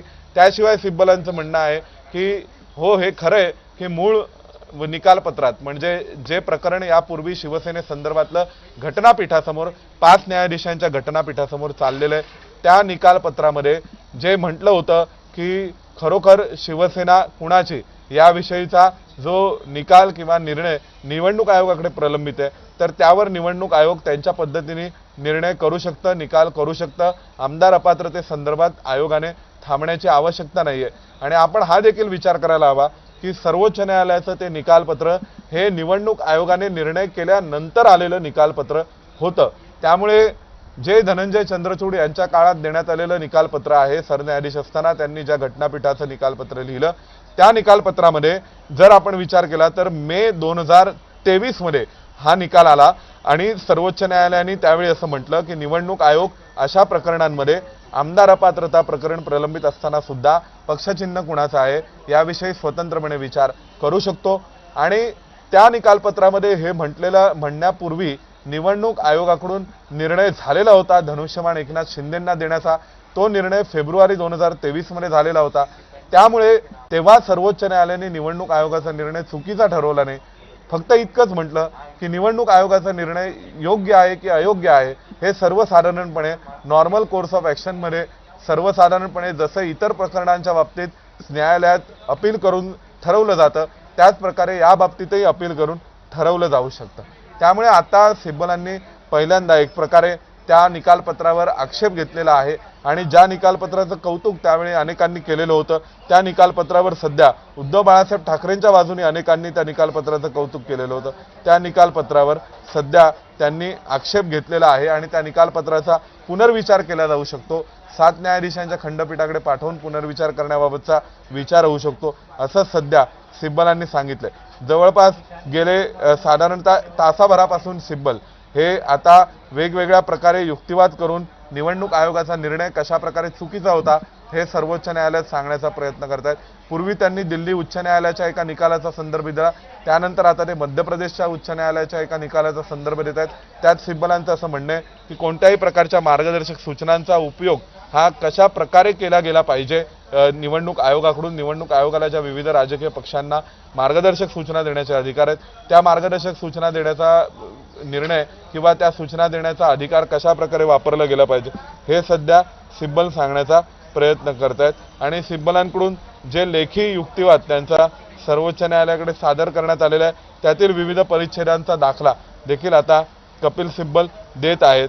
जवळपास प्रचंड प्रदीर्घ आणि बराच तास चाललेला असा हा युक्तिवाद कपिल सिब्बलांचा 5व्या दिवशी सर्वोच्च न्यायालयामध्ये सुरू आहे आणि शिवसेना प्रकरणावरच्या सुनावणीमुळे या युक्तिवादाच्या अनुषंगाने असंख्य प्रश्न ते केवळ शिवसेना पक्षाशी संबंधित नाहीत तर निवडणूक आयोगाचे अधिकार, त्यानंतर निवडणूक आयोगाने कोणत्या परिस्थितीत कशा प्रकारे अधिकार वापरायचे, कोणत्या कायद्याच्या अंतर्गत अधिकार वापरायचे आहेत, कोणकोणत्या नियमावलीमध्ये मार्गदर्शक सूचनांमध्ये निवडणूक आयोगाला कोणकोणत्या अधिकार प्राप्त होतात, असा एक प्रदीर्घ युक्तिवाद हा सध्या कपिल सिब्बलांकडून केला जातोय। आणि सिब्बल म्हणतायत या संदर्भामध्ये की जर आपण विचार करायचा असेल तर निवडणूक आयोगाच्या अधिकारांवर, निवडणूक आयोगाच्या संदर्भातील कायद्यांवर, कायद्यातील तरतुदींवर विचार केला जाऊ शकतो आणि त्याबाबत आता सध्या सिब्बल सांगतायत वेगवेगळ्या प्रकारे की कशा प्रकारे निवडणूक आयोगाने हा निर्णय घेतला तो चुकीचा होता आणि आता निवडणूक आयोगाच्या संदर्भातील अनेक मग 2010ची मार्गदर्शक सूचना असतील,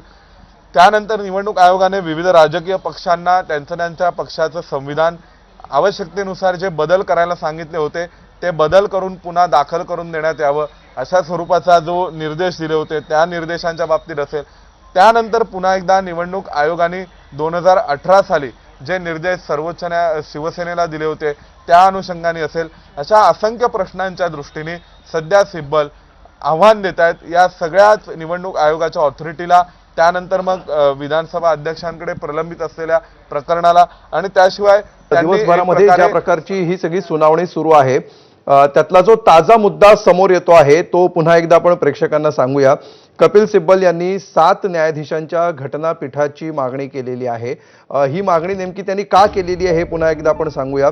हा सगळा संदर्भ आहे 5 न्यायाधीशांचं जे खंडपीठ होतं न्यायमूर्ती चंद्रचूड यांचं, ज्यांनी मे 2023 मध्ये एक निकाल दिलेला होता आणि या निकालाची ठाकरे गटाकडून देखील प्रचंड प्रशंसा करण्यात आलेली होती, कौतुक करण्यात आलेलं होतं। मात्र याच निकालपत्रातल्या एका मुद्द्यावर आता कपिल सिब्बल यांनी बोट ठेवलेलं आहे आणि तो मुद्दा असा आहे की या घटनापीठाने निर्णय देताना असं म्हटलेलं होतं की एकाच वेळी 2 वेगवेगळ्या मुद्द्यांवर सुनावणी घेतली जाऊ शकते। आमदार अपात्र आहेत की नाहीत याबद्दल विधानसभा अध्यक्ष निर्णय घेऊ शकतात आणि हे सगळी प्रक्रिया सुरू असताना दुसरीकडे पक्ष आणि चिन्ह यांची सुनावणी आयोगामध्ये सुरू राहू शकते। एकाच वेळी ह्या 2 गोष्टी सुरू राहू शकतात असं या निकालामध्ये म्हटलेलं होतं। मात्र कपिल सिब्बल यांचा प्रश्न असा आहे की जर आमदार अपात्र ठरले विधानसभा अध्यक्षांच्या सुनावणीमध्ये, जर आमदार अपात्र ठरले विधानसभेमध्ये, तर मग विधिमंडळ बहुमताचा जो निकष आहे ज्याच्या आधारे निवडणूक आयोग त्यांचा निर्णय घेणार आहे त्याचं काय होणार। त्यामुळे एका निर्णयावर दुसरा निर्णय अवलंबून असताना सुद्धा हे जे निर्णय दिलेला गेला होता याचा पुनर्विचार व्हावा आणि त्यासाठी 7 न्यायाधीशांचं घटनापीठ स्थापन करण्यात यावं आणि पुनर्विचार करण्यात यावा अशी मागणी कपिल सिब्बल यांनी केलेली आहे। पुन्हा एकदा जाऊया सोमेशकडे।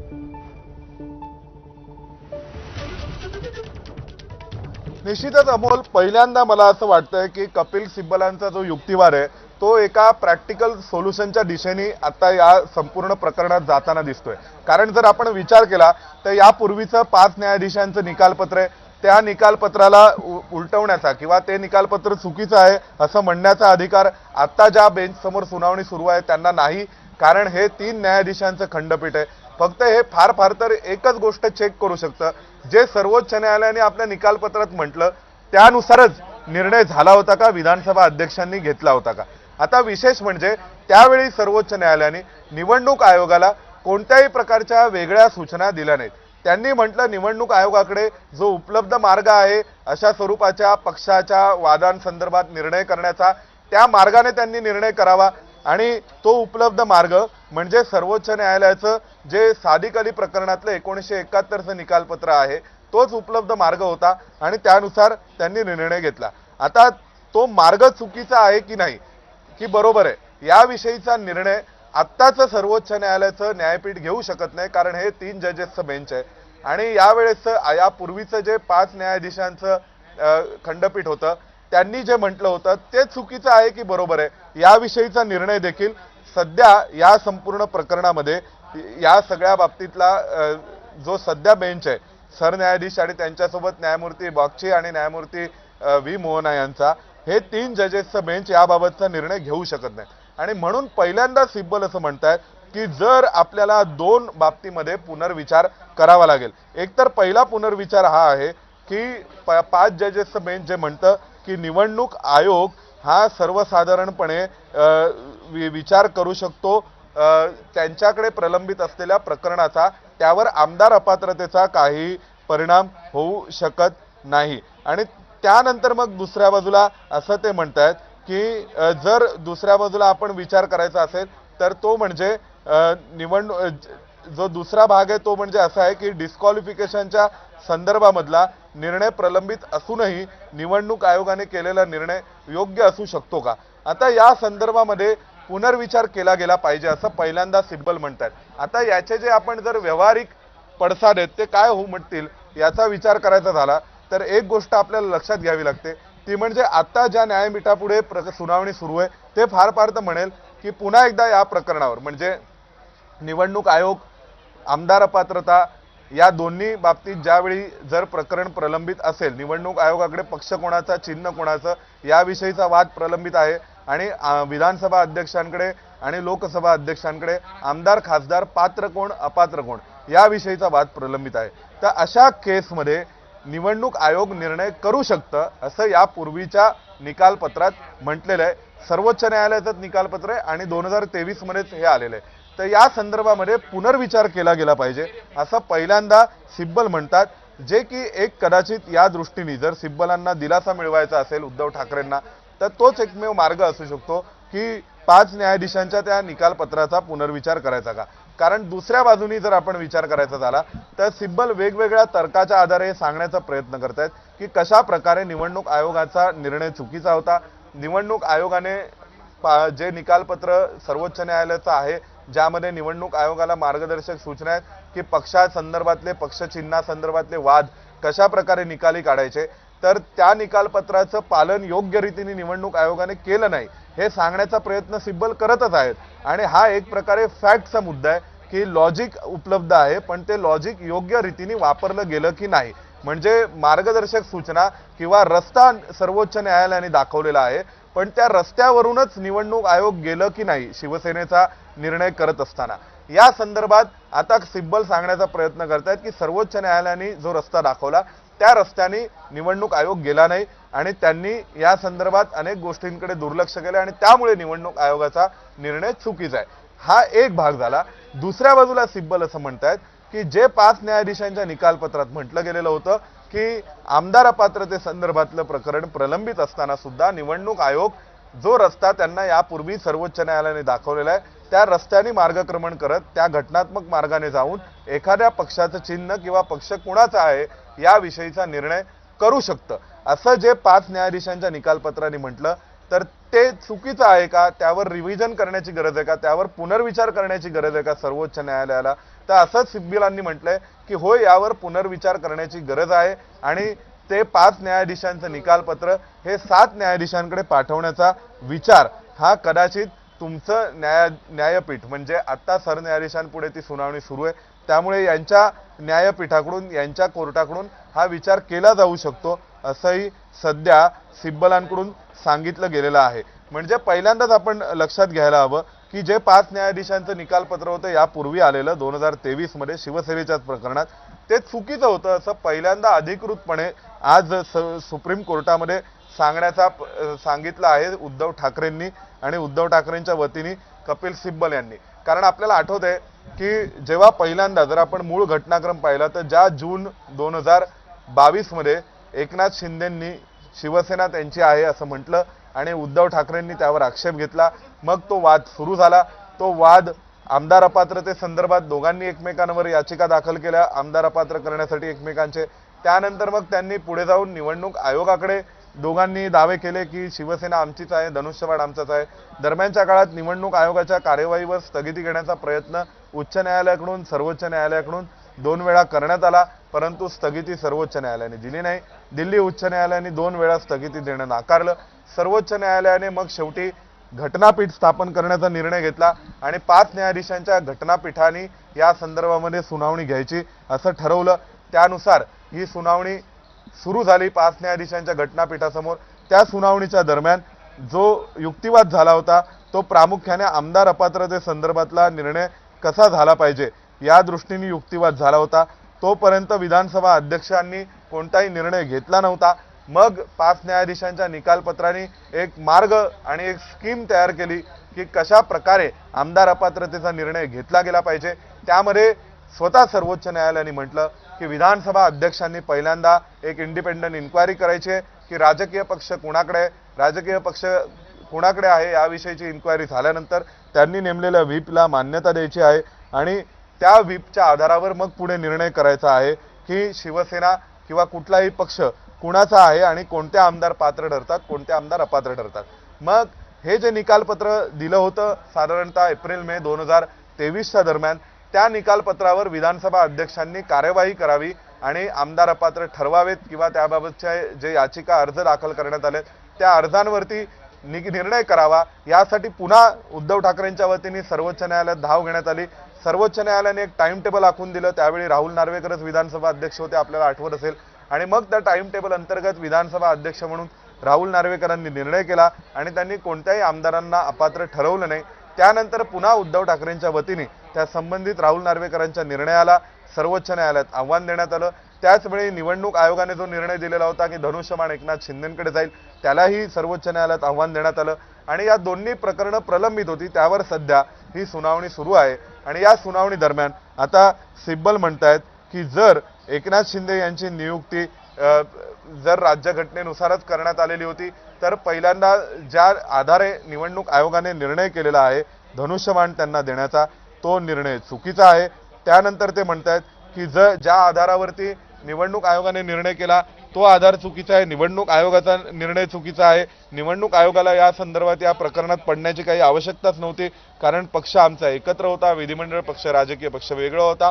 आणि त्याशिवाय पहिल्यांदा सिब्बल असं म्हणतायत की आमदार अपात्रतेसंदर्भात याचिका प्रलंबित असताना, प्रकरण प्रलंबित असताना त्याच वेळी निवडणूक आयोग निर्णय करू शकतं का पक्ष कुणाचा आहे या संदर्भात, आणि तसा निर्णय करत असताना ते त्याच आमदारांच्या संख्येला टेस्ट ऑफ मेजॉरिटी म्हणजे लेजिस्लेटिव्ह मेजॉरिटीची टेस्ट गृहीत धरत असताना मोजू शकतं का, गृहीत धरू शकतं का, ग्राह्य धरू शकतं का, असं सध्या कपिल सिब्बल सांगतायत। त्यामुळे जर आपण विचार केला तर यात आपल्याला एक गोष्ट जाणवते ती म्हणजे सिब्बलांनी पहिल्यांदा असं म्हटलंय की या 5 न्यायमूर्तींचं जे निकालपत्र आहे त्याच्या या संदर्भातील जे पर्टिक्युलर निवडणूक आयोगासंदर्भातील जे मार्गदर्शक सूचना आहेत किंवा जो कायदा त्या प्रस्थापित झालेला आहे त्या 5 न्यायाधीशांच्या निकालपत्रातून, त्यावर पुनर्विचारासाठी 7 न्यायाधीशांच्या निकालपत्राकडे निकालासाठी म्हणून 7 न्यायाधीशांकडे ते प्रकरण पुन्हा पाठवलं जाऊ शकतं। आता परत जर सिब्बलांनी म्हटलं तर सिब्बल आता पुन्हा सांगण्याचा प्रयत्न करतात की कशा प्रकारे प्रतिनिधी सभा त्यानंतर राष्ट्रीय कार्यकारिणी यांनीच उद्धव ठाकरेंना नेमलेलं होतं।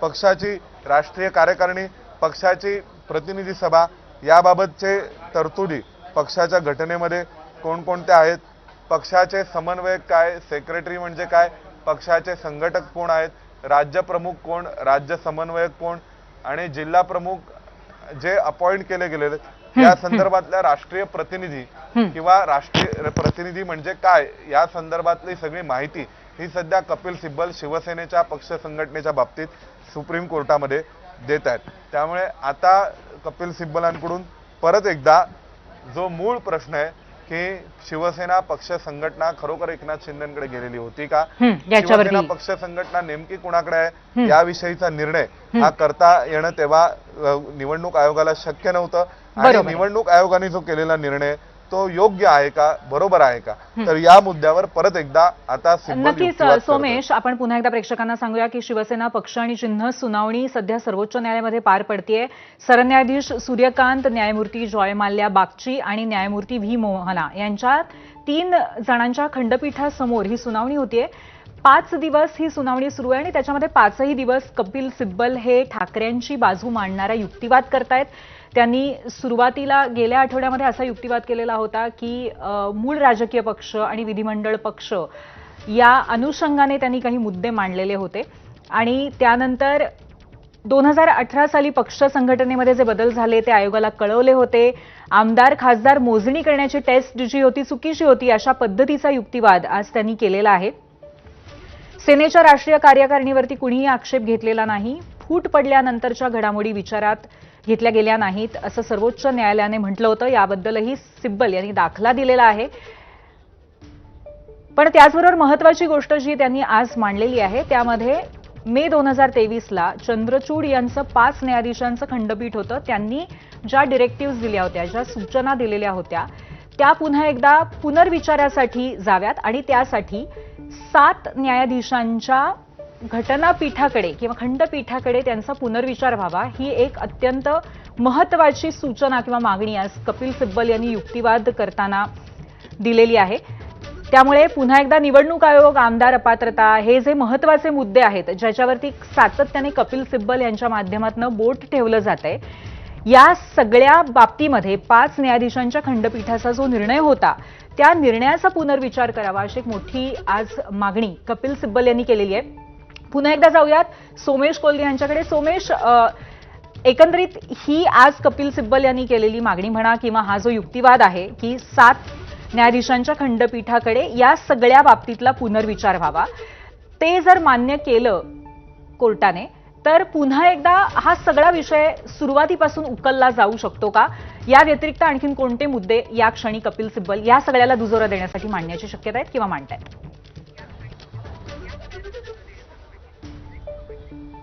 निश्चितच इथे आपल्याला एक मुद्दा लक्षात घ्यावा लागेल की आज अतिशय सर्वात महत्वाची घडामोड जी साधारणपणे प्रत्यक्ष म्हणजे आता जे इतर भांडण सुरू आहे ते नेमकं कोण बरोबर होतं, कोण चुकीचं होतं, कोणी घटनेचं पालन केलं, कोणी पक्ष संघटनेकडे दुर्लक्ष केलं, या सगळ्या फॅक्ट्सच्या आधारावर सुरू आहे. परंतु जो मुद्दा एक ज्या लॉजिकला सध्या कपिल सिब्बलांनी आव्हान दिलंय त्या लॉजिकला जर आव्हान द्यायचं असेल तर ते सर्वोच्च न्यायालयाच्या 5 न्यायाधीशांच्या घटनापीठाने दिलेल्या निकालपत्राचा तर्क आहे, लॉजिक आहे आणि त्या लॉजिकला आव्हान दिलं जाऊ शकतं ते 7 न्यायाधीशांच्या घटनापीठासमोरच दिलं जाऊ शकतं.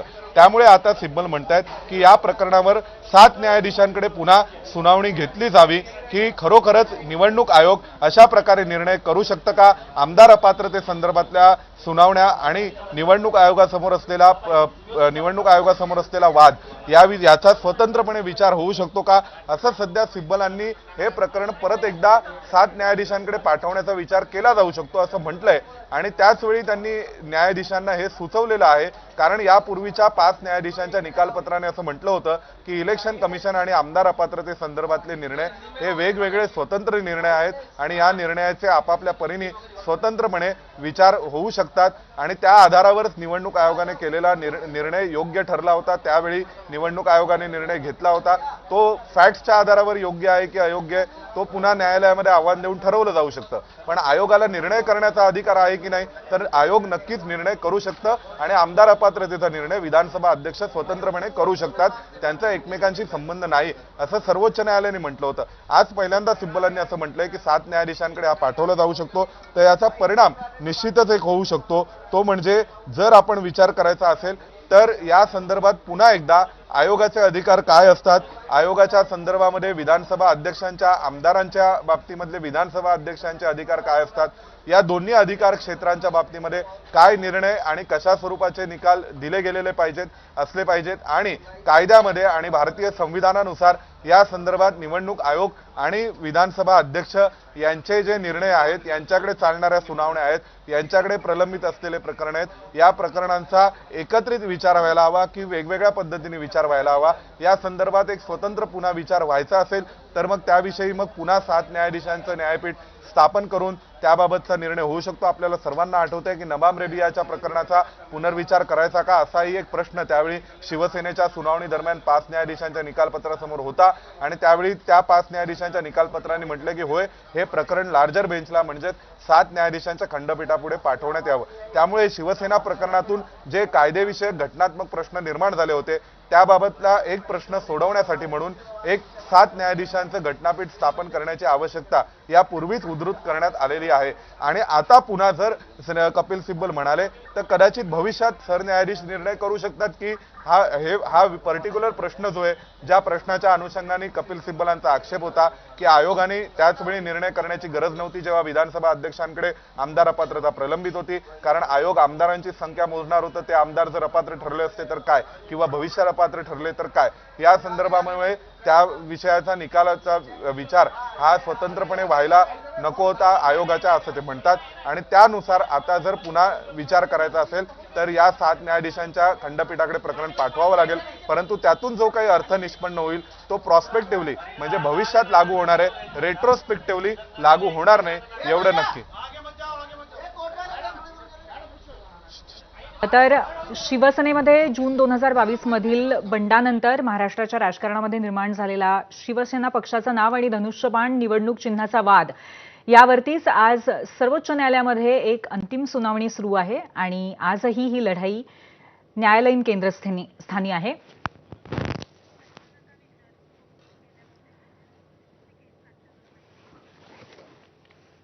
आणि आज ठाकरेंच्या वतीने कपिल सिब्बल यांनी पुन्हा एकदा 5व्या दिवशी सलग युक्तिवाद केला।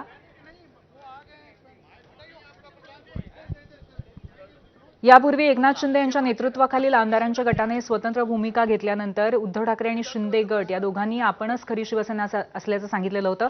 आजच्या युक्तिवादानंतर आता खासदार संजय राऊत बोलतायत। अरविंद सावंत, अनिल देसाई, लवकर अरे बाजूला बोला बोला। निकालपत्र होतं चंद्रचूडाच्या काळाचं 7 न्यायाधीशांचं, त्यामध्ये निवडणूक आयोग आणि विधानसभा अध्यक्षांकडे प्रकरण प्रलंबित असताना पण निवडणूक आयोगाने सुनावण्या घेतल्या, आमदारांची संख्या मोजली, तर या प्रश्नावरती पुनर्विचार केला जाऊ शकतो। पुन्हा एकदा जर विचार करायचा असेल तर 7 न्यायाधीशांच्या खंडपीठाकडे नक्कीच आजचं जे संपूर्ण युक्तिवाद होता हा निवडणूक आयोगाच्या प्रत्येक बेकायदेशीर कृत्याबाबत होता, बरोबर ना? बरोबर आम्ही ऐकत होतो, तुम्ही ऐकत होता, तुम्ही पाहिला असेल की या देशातला निवडणूक आयोग ज्याने निष्पक्षपाती काम करण्याची जबाबदारी संविधानानुसार घेतलेली आहे, त्या निवडणूक आयोगानं शिवसेनेच्या बाबतीमध्ये किती बेकायदेशीरपणे काम केलं आणि पक्षपाती निर्णय घेऊन एका बेकायदा गटाला मान्यता देण्याचा प्रयत्न केला, याच्यावर आज कपिल सिब्बल साहेबांनी युक्तिवाद केला, अनेक उदाहरणं दिली, गेल्या 50 वर्षातली असतील किंवा अलीकडची असतील, आणि कोर्ट सुद्धा मला असं वाटलं आज की कपिल सिब्बल यांच्या युक्तिवादामुळे त्यांचं समाधान झालं की आम्ही जे सांगतोय, आम्ही जे बोलतोय की आमच्यावर अन्याय झालाय। आता पुढली सुनावणी मंगळवारी। पण या अन्यायामध्ये तुम्हाला काय वाटतं की साधारणपणे निवडणूक आयोगाची चूक जास्त मोठी आहे की नाही, निवडणूक आयोगाने शेण खाल्लेलंच आहे आणि त्या शेणाची किंमत सकाळी मी आकडा सांगितला किती 1000 कोटीचा आहे। हा भ्रष्टाचार आहे फार मोठा, देशाच्या संविधानावरती हात ठेवून केलेला हा भ्रष्टाचार आहे।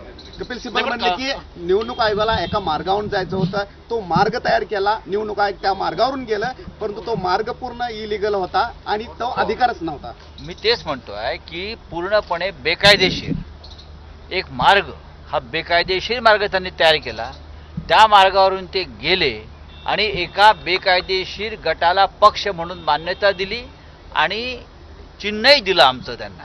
निवडणूक आयोगानं भाजपच्या बाबतीत मात्र वेगळा निर्णय घेतला होता असं सांगितलं। बघा, निवडणूक आयोगाने निर्णय आधीच ठरवलेला होता, निवडणूक आयोगाचा निर्णय हा आधीच ठरला होता, तो निर्णय ठरावा यासाठी फार मोठं षडयंत्र रचलं गेलं आणि निवडणूक ठरल्यावरती हे लोक गुवाहाटीला गेले, निकाल आधी ठरला आणि नंतर हे लोक गुवाहाटीला गेले, हे तुम्हाला मी सांगतो। आमदार अपात्रतेचं प्रकरणाचा निकाल अगोदर लागणं अपेक्षित होतं, त्यानंतर नक्कीच जोपर्यंत फुटीचा किंवा आमदार अपात्रतेचा निर्णय लागत नाही तोपर्यंत निवडणूक आयोगानं कोणताही असा निर्णय घेणं अपेक्षित नव्हतं घटनेनुसार आणि कायद्यानुसार. लोकशाहीचं रक्षण करण्याची जबाबदारी आता आपल्या सगळ्यांची आहे असं कोर्टाला सिब्बल म्हणाले आणि मग कोर्टही म्हणाले की सामूहिक जबाबदारी आपल्या सगळ्यांची. नक्कीच कपिल सिब्बल साहेबांनी काही उदाहरणं दिली की या लोकशाहीच्या रक्षणाबाबत जे सत्ताधारी पक्ष असतात ते सुद्धा अनेकदा पक्षपाती व त्यांच्या सोयीचे निर्णय घेतात. त्याच्यामुळे यापुढे ही जबाबदारी सर्वोच्च न्यायालयावरती असायला पाहिजे लोकशाहीच्या आणि संविधानाच्या रक्षणासाठी. सीबीआयचा पण रेफरन्स देण्यात आलेला आहे. नक्कीच त्यांनी दिलेलं आहे की ईडी आणि सीबीआयचा वापर करून कशा आमदारांना आपल्याकडे वळवण्यात आलं आणि बहुमताच्या दिशेनं त्यांची गाडी वळवली ह्यावर सुद्धा कपिल सिब्बल साहेबांनी फार उत्तम युक्तिवाद केला. तुम्हाला किती खात्री आहे तुम्ही तुमचा विजय होईल म्हणून तुम्हाला किती खात्री आहे आता? असं आहे की जिथे धर्म तिथे विजय असं सुप्रीम कोर्टाच्या शिरोभागी लिहिलेलं आहे. जिथे धर्म तिथे जय. आम्ही सत्य आणि धर्माच्या बाजूने आहोत त्याच्यामुळे जय सुद्धा आमचा होईल. तर या दरम्यान त्यांनी एक म्हटलं निवडणूक आयोगाला नीट कायदेशीर अधिकार काय आहेत त्याबाबत ती स्पष्टता नाही. ते कोणत्या स्वरूपाच्या मार्गदर्शक सूचना पक्षाला देऊ शकतात? निवडणूक आयोग पण याविषयी काही निवडणूक सध्याचा निवडणूक आयोग हा भारतीय जनता पक्षाचा एजंट आहे. त्याच्यामुळे निर्णयाची तुम्ही काय अपेक्षा करता? गेल्या काही काळापासून 10 वर्षापासून निवडणूक आयोग हा भारतीय जनता पक्षासाठी काम करणारे एक एजंट आहे. त्याच्यामुळे आम्हाला त्यांच्याकडून न्यायाची अपेक्षा नाही. आम्हाला न्याय मागण्यासाठी आम्ही सुप्रीम कोर्टामध्ये आलेलो आहोत आणि आम्ही त्यांच्याकडून न्याय घेऊ. सर समजा 7 न्यायाधीशांचं न्यायपीठ झालं तरी त्याला पुन्हा वेळ लागेल आणि त्या सगळ्या नाही, मुळात पक्ष आणि चिन्हाचा निर्णय हात लागेल आणि पुढले जे काही विषय आहेत डिस्क्वालिफिकेशन असतील काय पण आम्हाला अकॅडमिक विषय ते तिकडे जातील. सर हिंदी में सर मंगळवारी सुनावणीत परत तुमचा युक्तिवाद होणार मंगळवारी हो नक्कीच देवदत्त कामत. होय आणि कपिल साहेब सुद्धा. हां सर हिंदी में बताइए कि कपिल सिब्बल ने जो आर्गुमेंट किया है चुनाव आयोग को ऐसा अधिकार ही नहीं था. चुनाव आयोग को कोई अधिकार नहीं है. मैंने पहले भी कहा है चुनाव आयोग ने शिवसेना के बारे में जो निर्णय लिया है जो हमारी पार्टी का सिंबल और नाम किसी ऐसे व्यक्ति को दिया है जिसका कोई पार्टी से संबंध नहीं है, वजूद नहीं है, अस्तित्व नहीं है. मैंने इतना ही कहा सुबह कि चुनाव आयोग ने हमारी पार्टी को बेच दिया. रावसाहेब तुम्ही लगेच मुंबईला झाले आज? रावसाहेब तुम्ही आज मुंबईला झाले? शिवसेना पक्ष आणि चिन्हाच्या सुनावणीच्या अनुषंगाने खासदार संजय राऊत प्रतिक्रिया देत होते आणि निवडणूक आयोगाने कसं बेकायदेशीर काम केलं यावरती आज कपिल सिब्बल यांनी युक्तिवाद केला. असं त्यांनी म्हटलं निवडणूक आयोगाने भ्रष्टाचार केल्याचा मोठा आरोप खासदार संजय राऊतांनी केलेला आहे आणि शिवाय सध्याचा निवडणूक आयोग हा भाजपाचा एजंट आहे असा घणाघात सुद्धा केलेला आहे. बेकायदेशीर गटाला पक्ष म्हणून मान्यता दिली आणि आमचं चिन्हही दिलं निवडणूक आयोगाने असं खासदार संजय राऊत म्हणाले. निवडणूक आयोगाने निकाल आधी दिला आणि नंतर फुटीर आमदार गुवाहाटीला पळाले असाही आरोप त्यांनी केलेला आहे. तसंच लोकशाहीच्या आणि संविधानाच्या रक्षणाची